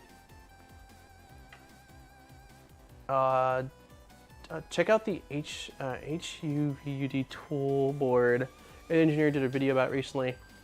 Is that, I did see his video on it, and I looked at it initially. The only reason I didn't like order one already is the pricing on them. I think they're like $70 per tool head, or per board, due to, like, I think the price went up due to chip shortages or just the cost of the chips going up. Excuse me. But it looks awesome. And the board I have coming in has some similar stuff. It's got a trinamic driver in the tool head, an ADXL built in, and should help just making the wiring process much, much cleaner. Having the ADXL built in is also pretty damn cool. I use an Allen key in the screw hole to get them in. Yeah, I was doing that before, and on some of them I was actually scratching the anodization when I was using the screw through, so I was probably just pushing it in too far, but yeah, I've done that as well. It definitely helps with getting them aligned. I run okay. Yeah, I think that's the first time I saw it, was that G-Funny had one on his Micron. Okay, going back to official guide now. We need to mount the Pi, which is going to be going further down, so on the bottom on this side. It looks like we're using the same exact, I would imagine, M5x10s, which is, yep, same thing we've got. So one screw, two screw, and then we need two of these nuts.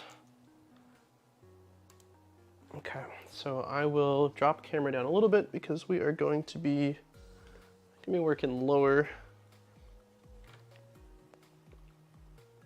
For anyone that missed it earlier, the self-tapping screws are incredibly tight on this printed part, and there is definitely, the ABS is very stressed. There's like white, not quite crack marks, but my recommendation would be to use a small drill bit to pre-drill these holes to make it a bit easier, to install. I might end up reprinting this part in the future, but it seems strong enough. I mean, it's just the Raspberry Pi. It's going to be bolted to the frame down here, so it's probably not a big deal, but if I could go backwards, I would have grabbed a small drill bit and kind of helped out. All right. Yes. Okay, so we will be dropping in 2 of these exact same M5 3030 spring-loaded T-nuts. You go in there. I might be using the Allen key method, the Allen key thing that we just talked about, because that is not. Let's see if this one's any easier.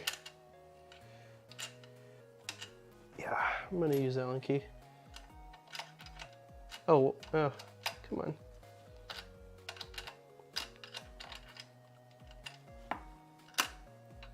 Interesting.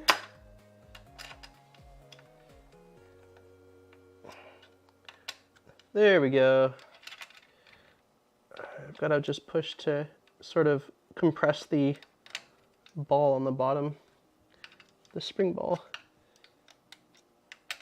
There we go. Okay, we got those. This one, not quite actually. Yeah, these things, again, I like them because you can just drop them in. There we go. Once you get them in, they're fine. It's just the whole process of getting them. Okay, so this can only be installed in one direction, it looks like, which is with the plugs facing that way. And I will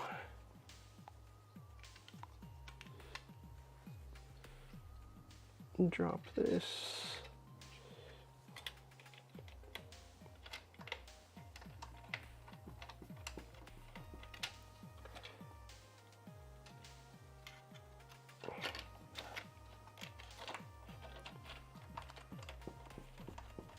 There we go. All right, I just threaded that one in a little bit, and then I'm going to align the second one. Okay.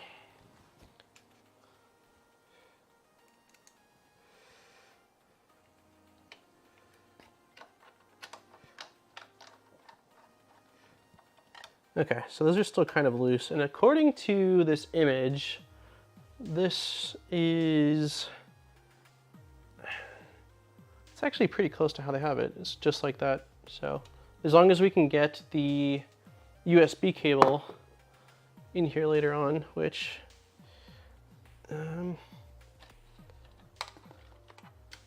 is going to be a little bit tight. I think I'd rather have it like that. Yeah, we'll do it like that.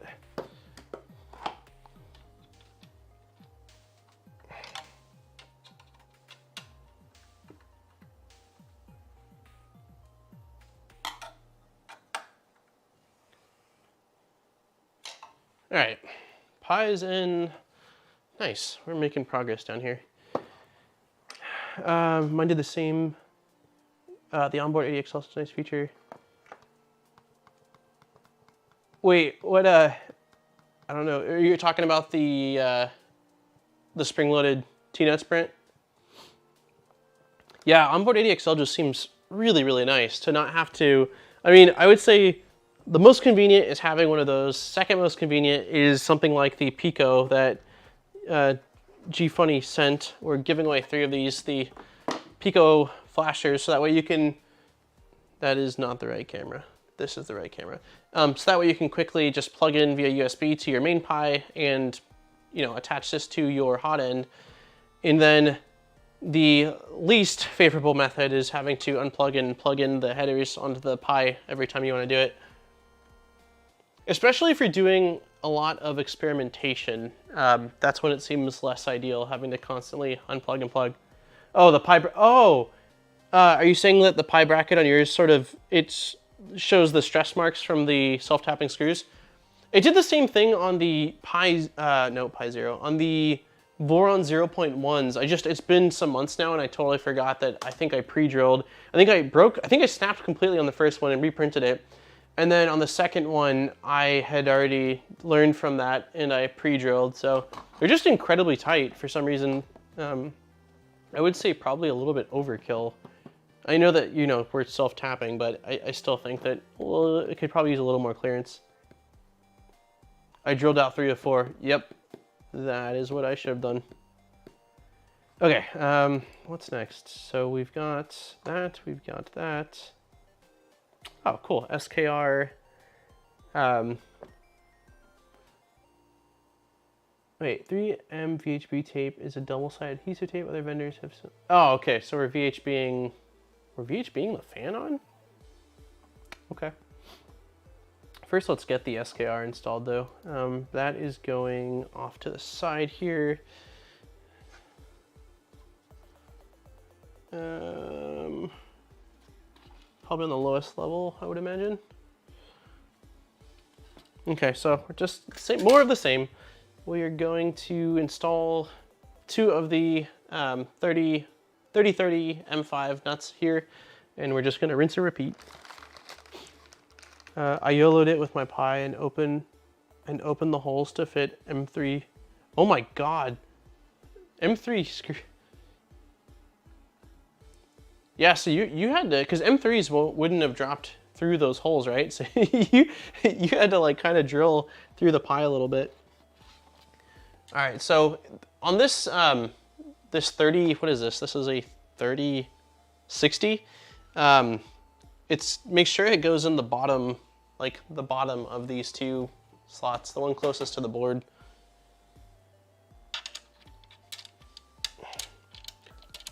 See if I can easily get this in. Not even close. Ah, yeah, we did it. Okay.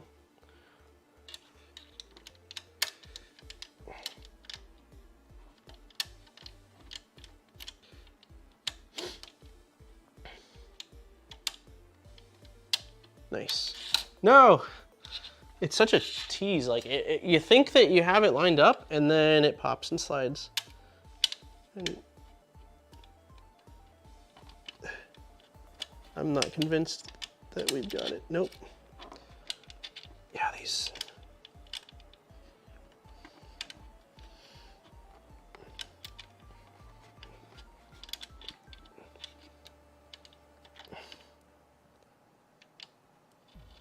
Okay, we're good, we're good. All right. I don't have a really good way of showing you guys this, but let's see, I guess I can turn it, but. No, that's sketch. We're not doing that. All right, I'm gonna move these out of the way so I don't pinch the wires, and then we are going to install, you can kind of see them, I guess. I see the reflection of one right there and one right here. Let's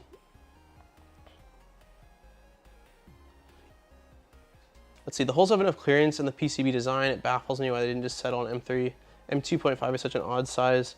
Yeah, 2.5 is incredibly awkward.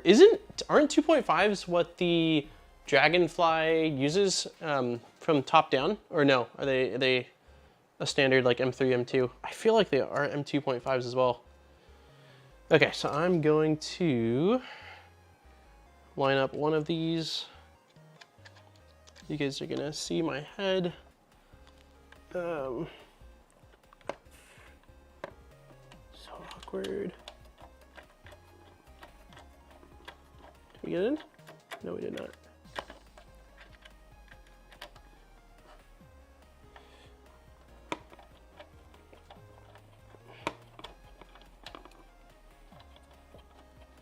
Okay, that one is in, and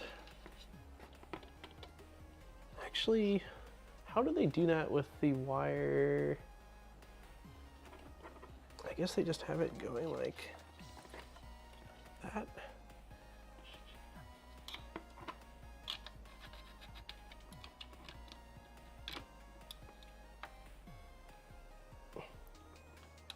Okay.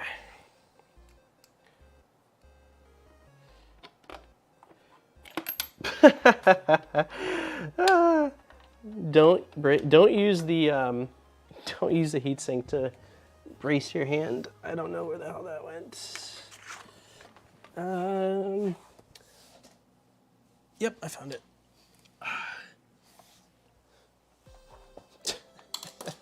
That thing just flew off. Okay.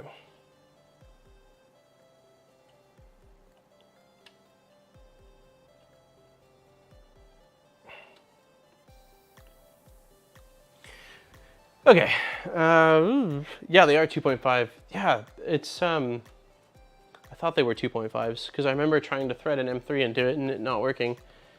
So it looks like this needs to go quite a bit lower. That looks about right, clearance-wise.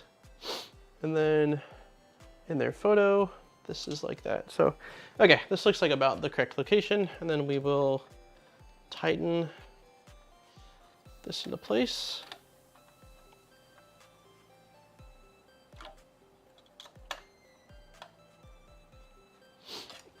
Nice. All right. Ah, apply VHP tape, it says. So I guess we can do that. That's for the, where is the fan? Inlet and fans.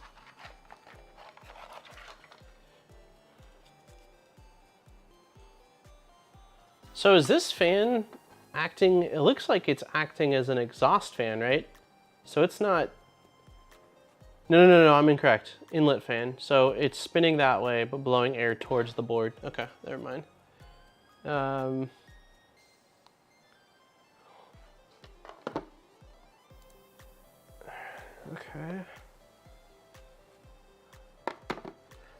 Okay, VHP tape.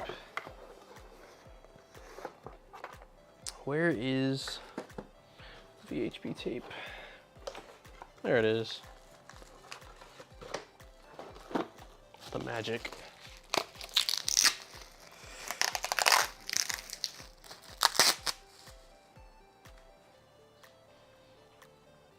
Where does it? So it's going up against the aluminum extrusions. I wonder if it's better for me to apply VHP tape to the actual fan and then just stick it on there. I think that's exactly what I'm gonna do. The only thing I'm still not entirely certain of is, it looks like the wiring side of the fan. Okay, yeah, I see it. It's facing that way. Yeah, I think I'm just gonna apply the VHP to the fan first and then press the fan in place. Otherwise, I think that I will apply either too much VHP tape or I'll run into issues. So, scissors are where they are.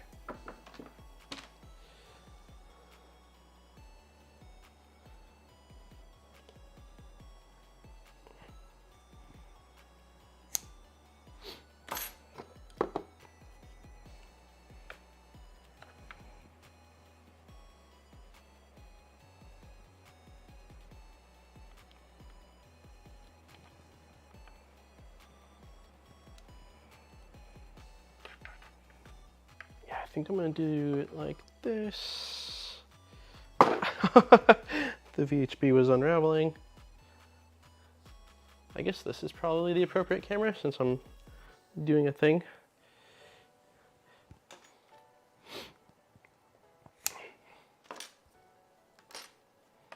All right, so I'm tucking, I applied one strip right here, and then I'm gonna cut off the excess in a moment. And then I'm kind of bending the wire that way so I can do the VHP on top of it. Based off the image, that's kind of how it looks like they're running it. So we'll see. But I like applying it to the fan more so than directly to the chassis first.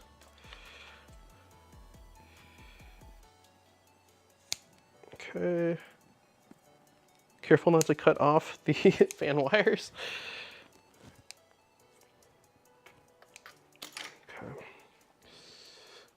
Just stick it on here. Also, for those that didn't know, the LDO Voron edition is being released on 25th. Oh, nice.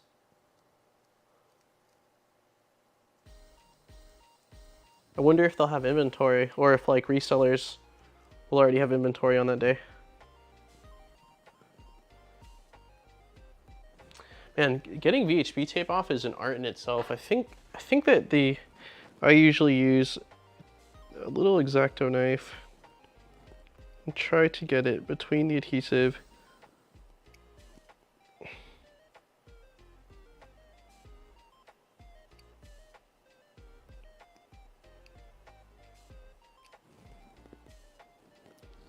All right, I got one off.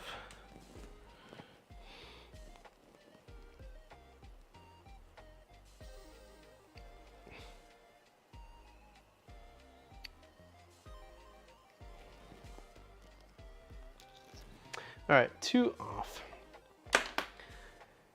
Okay, so we are going to be placing it roughly, can I move the camera a little bit? Nope, that's the wrong way. Okay, so we're gonna be placing it down here. Looks like, I mean, I don't have an exact. Several places are doing pre-orders for the Voron Revo. Okay, cool. Resellers of inventory now, they just can't ship out until the 25th. I'm hoping there will be a Fenrir edition of the Revo. Did you ask them, Maker? Okay, all right, I'm just going to do my best to place it. I don't know, let me check one last image.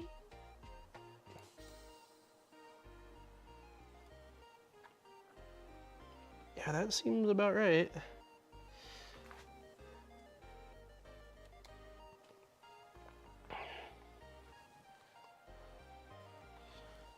It's funny to me that they just tape it in place. Oh, snap. All right, I'm gonna hold it for like 60 seconds and then I think we're good. Well, the cold side is open source, so oh, I guess that is true, right? Anyone can make it. You just can't make their nozzle heat break things. I have 2. I have the Revo Micro and the Revo 6, and I'm just not sure what I want. Originally, the Revo 6 was supposed to go in the MK3S, and then the MK3S Plus has been working so well, and I don't really change the nozzle on it or foresee myself needing to, that I'm like, do I really want to swap it? It can probably run for another year or 2, you know, without me ever needing to do much to it, because it's not even, I got it in November of last year. So now I'm like, maybe I throw that on another machine that needs it. And then I got a Revo Micro, and I never had a solid plan for that. I was debating on either the Prusa Mini or a Voron, putting it onto. So I have them. I just don't know. I can't make my mind up as to. I want it to be on a machine that I'm going to have a long time, you know, because it's a nice hot end. So I just don't know. I don't know. If it ain't broke, don't fix it. Yeah, I've definitely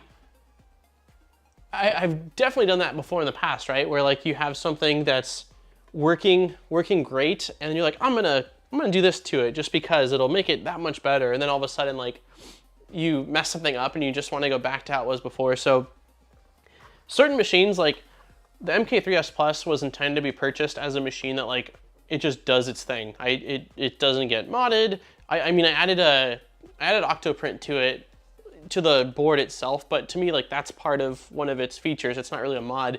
So that's, yeah, I'm just don't know that that's the machine I want to throw it on. If I had a hot end flood, knock on wood that doesn't happen, or something like that, then I could justify it because it needs to get replaced and taken apart anyway. But it's been churning out parts so consistently that it's hard for me to justify.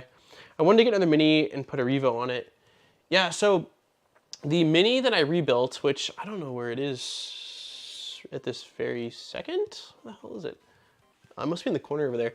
The one that I rebuilt isn't printing that great for PLA. And so I was debating on throwing one in there, but I also bought the Bondtech heat breaks for it. So I'm debating on doing a video. This was actually Zeron's idea of using the IR camera to show the heat of the heat break, the stock one, and see it heating up, and then swap in the Bondtech one and use the IR camera to see it heating up and see if we are able to see which one actually does, and if the Bondtech one does seem to do a better job of maintaining heat in the hot zone and cold in the cold end.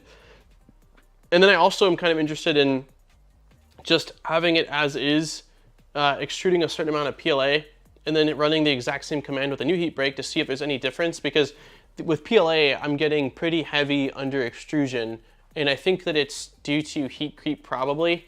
It works fine with PETG, but with PLA, it's under extruding. So it's a test I'm going to do at some point.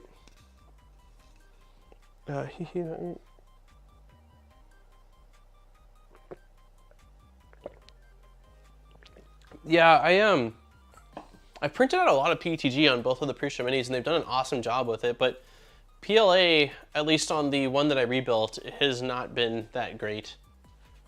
That's what I used for the engravinator that we were putting together that was snapping, and I think that part of it was the tolerances were really tight and it was PLA, but part of it was that the prints were slightly under extruded, so they didn't have the extra strength that they needed.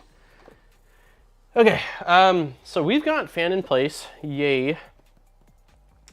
Deck panel, that should already be done. We did that, unless you installed the panels earlier. Yeah, that's already done. We can do cable, okay, let's go back to, actually I lied, let's go here. Placing electronics, it says it's fine to follow here. Wiring, we'll do later. DC power components. Okay, so this is actual wiring, not placing. So there's not a whole lot.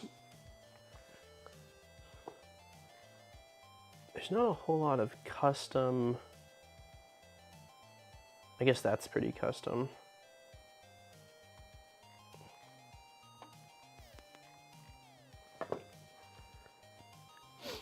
Yeah, so it's basically just showing you how to run all of the different wires. Does the... Yeah, we can install the, I can't think of what they're called. Cable raceways is what they call them. I don't know how much distance we want on this here. Let's see. So it looks like they have it going from basically above the SKR to below the SKR. So roughly here. I can't remember how we cut these last time. I think we just used, can we just bend it?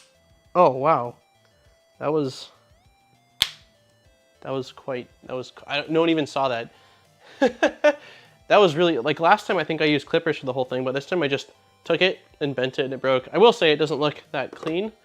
Let's see if I just use like these kind of strong scissors. Watch my face a little bit.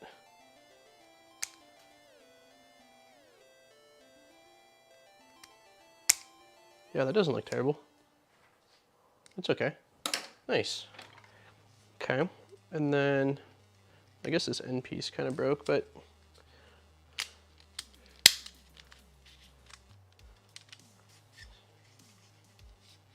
it's really loose.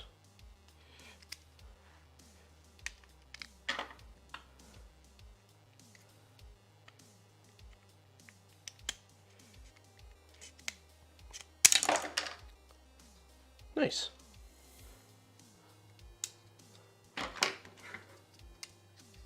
Cool, yeah, we'll just VHB this in place. It's underneath no one's, that's true, that's true. I guess it's more for myself. Looking at GFunny and his cable management and his insane attention to detail, I've like told myself I've gotta up my game at least a little bit.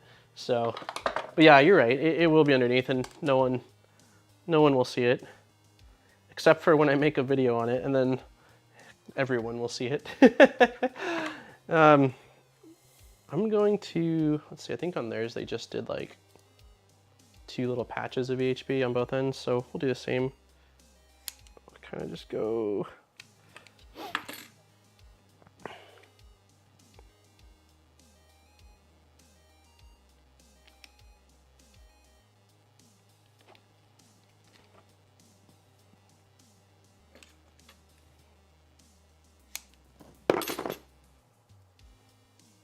I'm just doing, originally I was going to do 2 side-by-side strips, but we'll just do one like that and one like this. I think that should be, this stuff's crazy strong, so I think we'll be fine. And then we are going to place it roughly right here. So let me just apply a little bit of pressure. What did DC say? I missed it. You know whether you like it or not. Does that mean I'm an influencer? Do that to people with an addiction to 3D printing. Enablers.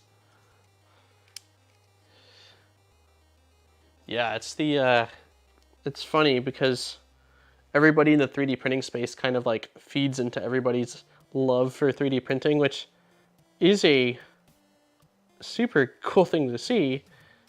But yeah, every time I see someone that says like, do I really need another printer? Then the responses are always like, yes. Which is probably like that in most hobbies, I suppose.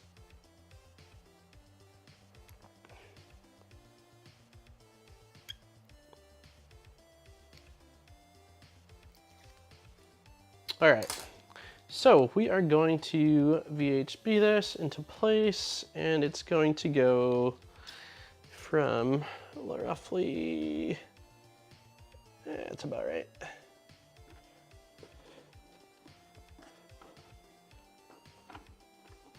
Actually grab it from the other side to support it when I push against it. Nice. One down. That does not seem like it's on. It's because it's not.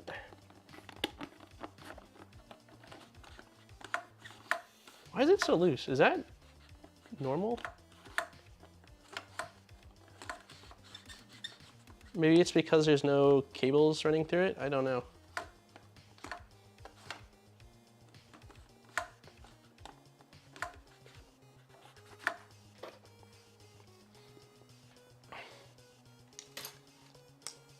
It's very, very loose. It's like, whoop.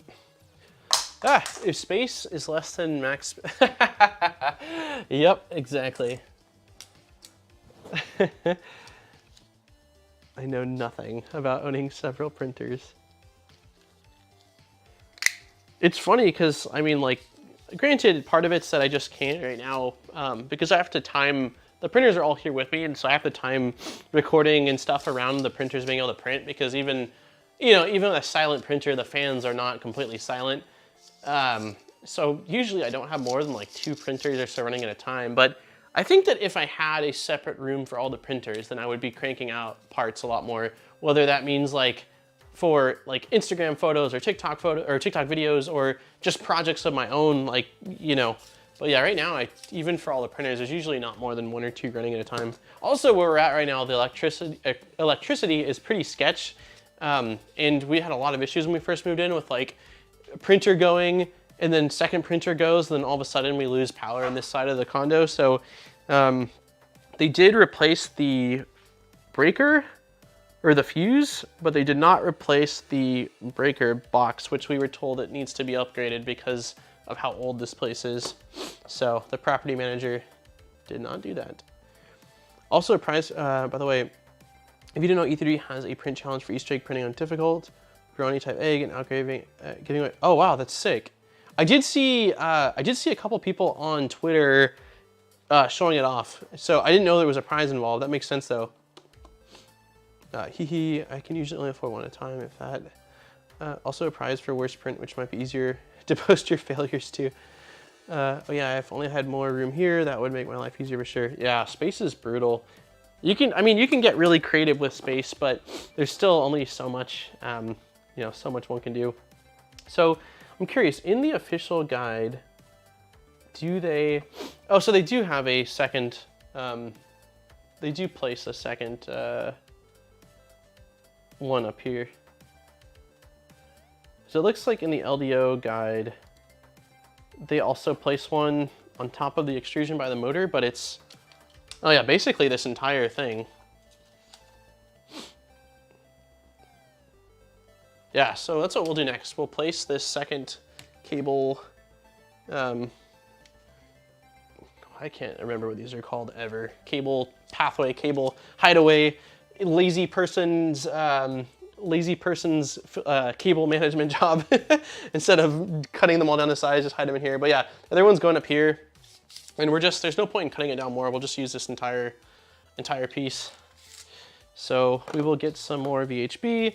On this one, I'm really going to try to place the VHB towards the edge though, because otherwise I'm worried that it'll just go in here and it won't stick quite as well. Cable Raceway, thank you, G Funny. I don't know why that is not, I wonder if I can push some Polymaker Polylight Sparkle Dark Blue through a 0.25 nozzle without jamming up and print that egg.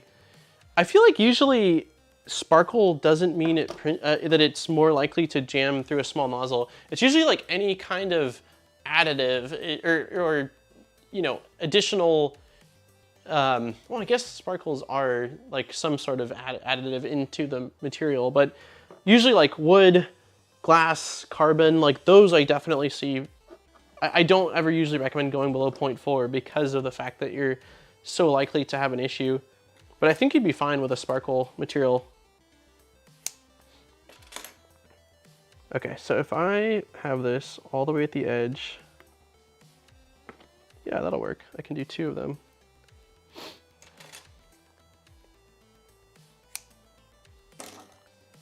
Glow in the dark is gnarly on your nozzle. Yes, which I had no idea when I got into printing.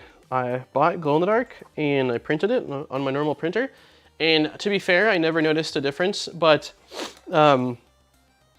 it was only 1 kilogram. And also at the time, I didn't have much of a backlog or gallery of prints to compare it to. So maybe I thought like, yeah, it's just the way printers go. But yeah, nobody, I mean, in 2014, nobody ever said anything about glow-in-the-dark filaments being bad. Bad for your brass nozzle's life. I still have that glow-in-the-dark spool, actually. There's very little filament on it left, but I just haven't, I think it was one of those spools when I got it. It was kind of special to me because it was such a unique, you know, glow-in-the-dark. That's freaking cool. So I just didn't use it for that many things unless I felt like it was a project that justified using it. So I've just had it all this time. It's Hatchbox, I believe. Okay, well, these aren't the cleanest looking, like they're definitely not even, but again, they're completely on the underside and they shouldn't even remotely be visible. So I'm not too worried. My main concern is that it sticks. Where did I put the X-Acto? Here it is. All right. Hey, what's up, Ed? Ed TR, how you doing? Happy Wednesday afternoon, evening.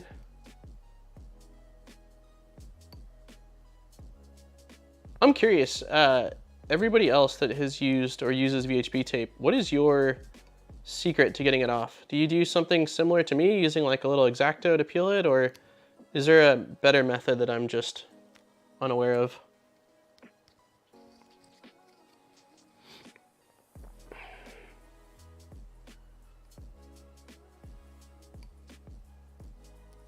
Because I remember when I first, like, I don't think I actually ever used VHP prior to the Voron Zero build, and then I was kind of fascinated with them. Like, this stuff is absolutely insane. Like, how does this stuff stick so well? And on the first one, I'm pretty sure I was using my fingers to try to peel it off, and like, it was freaking miserable. And then I was like, looked over, saw the X-Acto knife, and started using that, and I was like, this is way better. I also use tweezers. My wife, that's great. Tweezers. Gotcha. I could see tweezers too. Actually, I could see tweezers maybe even being a little better than this if they're sharp tweezers, because you can, if you get the end underneath, then you can really peel and pull it off. But the X-Acto does work pretty well, in my opinion. But yeah, tweezers does seem like it'd be another good choice. I wish that it didn't stick to the VHP itself so well.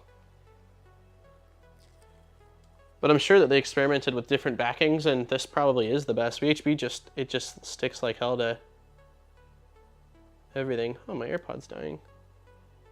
So I know we've been streaming for a while. Ow, did I cut myself? Don't have an X-Acto close to your face. What? Like, did I cut myself?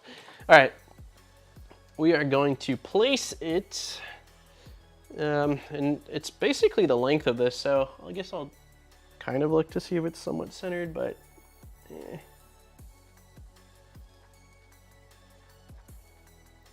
yeah, that'll do. Then I will apply some force on this side. I guess you can kind of see it spilling off to the sides, but once you have the cover on it, it won't be so visible, so I'm not terribly worried.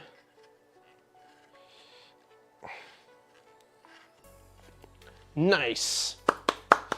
Heck yeah. We're getting less and less parts, which is always super exciting. Okay, let's slide this cover on for now, like that. Oh, that looks kind of janky. I can do better than that. We can do better. Hold on. That edge is a little, like, it's even below. Come on. Yeah, let me see if I take some scissors, if I can clean it up just a hair.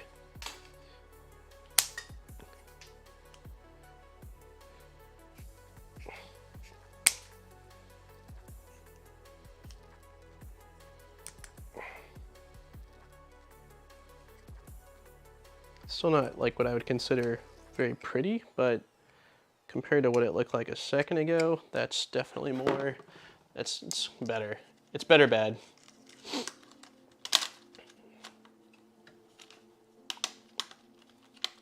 Nice. All right, I'm very happy about that. Okay, let's see. Probably getting closer to sort of calling it. I'm gonna have to do, it's gonna be a lot of, oh, toolhead PCB breakout. Oh no, more M2 by 10 self-tapping screws.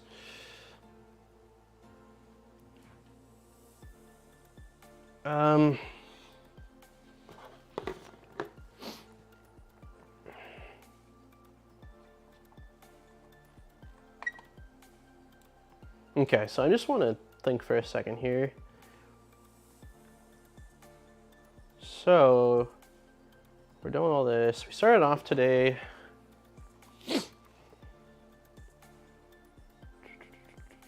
Okay, so we started off today on the Afterburner and didn't do anything because the parts are different. So I know this is all fine because we already have this mounted.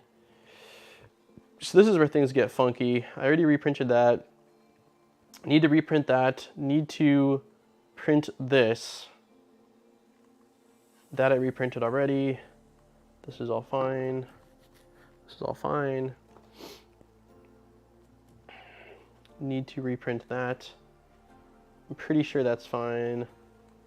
Okay, so next week we are going to be finishing up clockwork, which is basically just, once that's correct, it's just getting the fans into this front piece, installing that on, installing the board on the side, and then we're on electronics and panels, which is essentially where we started today. We did that, let's see, we did that, we did that, we did that, we mounted that, we mounted that, we mounted that, we did all that, deck panel is already done, we did that. Okay, so there's that. Then it's basically cable chains, front panel, and then it's wiring. That's not bad at all. Let me check on the breakout board. So I'm probably going to drill out this little PCB mount board and do that off of stream and just point it out next stream. I think I'm gonna drill it out because I'm worried about breaking the legs on it. And then Afterburner and wiring, which I think is super feasible. There's actually not a lot left on the Afterburner. For some reason I thought there was a lot more, but once I print out the parts and do the heat inserts, we'll be good.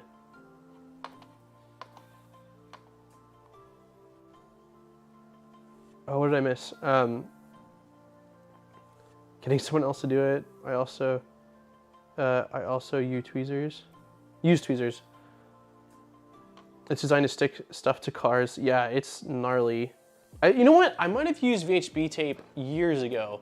When I had my Civic, I put in halogen bulbs. Like they had basically a box that they needed as well, and I think I VHB. No, I might have zip tied that. Maybe it was VHB and zip tight. Happy to catch this one. I really like the placement you chose for the Pi. I did mine inverted to that, and it is a pain to get the SD out. Oh, interesting. Where is the SD on this one? It should be on the bottom side, right? isn't it? It's still probably going to be semi-tough to get in. I just followed the sort of placement that I saw in the guide here. LDO typically does a really good job of sort of mapping out the wiring. I mean, if you look at their wiring guide, it's pretty in depth. Like, so I figured that they probably had done a good job at doing that. Yeah, we're making really good progress. Let's see, I'm excited about them both. I will build both. Fender will for it anyway, but yes, I might just a touch more excited about the Weimer. I can LBG funny, peeled angle, now straight up. What did I do now? That's awesome. Oh, yeah. G Funny shared his Micron build with us the other day, and I don't think it was intentional by any means, but like his wiring is like god tier. Like it is really impressive wiring, to where I spent some time on my Voron Zero wiring thinking like, yeah, this is pretty good, but like in comparison, no, wiring is not even close. Like it looks incredible. I don't know how long it took, but like his wiring is insane. So now I'm like, you know, this is where my wiring standards were. This is where like G Funny's at. And so I'm just like trying to get like here. So that way it's at least acceptable now. But yeah, I think we're probably going to call it. We've been streaming for 4 hours and 16 minutes roughly, oddly specific.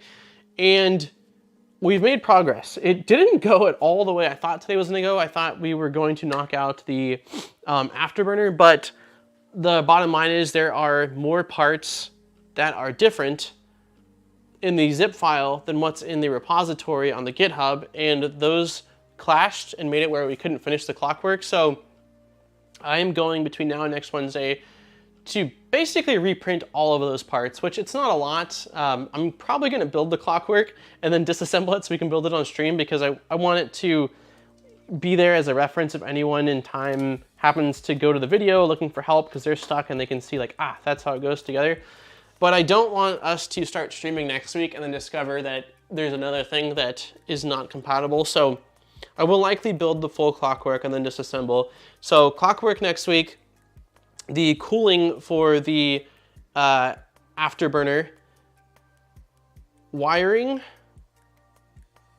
and then hopefully flashing and printing a cube. I don't know if that's feasible. I'm definitely up for doing another similar length stream so we can go a little bit longer at like 4 hour plus, but I just really would like to melt some plastic next week. So we'll see. I am pretty happy though with, I think that the bottom of the board is looking really good. We've got just about everything placed with the exception of the little PCB that's going to be going right here, which I will probably place off stream, and then I will just point that out because it's quite simple. I just need to find the drill bit to drill that out because I'm scared that I will break off a leg on it, and then we'll be wiring. So yeah, thank you to everybody. Let me go full screen again so you can see my face. Thank you to everybody that hung out for this very long stream. Massive thanks to DC and G Funny, as always, for their incredible generosity in providing filament in this stream that we were able to give away. So Lisa won, and then other name is slipping my mind. I super apologize, but names are not my jam. Telly won the other one, so if you have not reached out to Telly and you're here, I will shoot you an email probably later tonight to get your shipping info. And exciting stuff. Again, May the 4th is the 1,000 subscriber hangout / giveaway stream. We have a ton of cool prizes, with the grand prize being a Voron 0.1. So that is really exciting. I will try to schedule this stream in the next 24 hours for next week, and I will try to schedule the 1,000 subscriber stream by this weekend. So there is a ton of stuff going on. And on that note, I hope everybody has a wonderful rest of their Wednesday and week, and I will see you next week. Thank you everyone again for also the donations and for the memberships. We just got memberships unlocked, and so there are some super cool emojis, and thank you to everybody that is supporting the stream. Okay, I'm going to go relax and eat some food, and I will talk to you all later. Have a great night, everybody.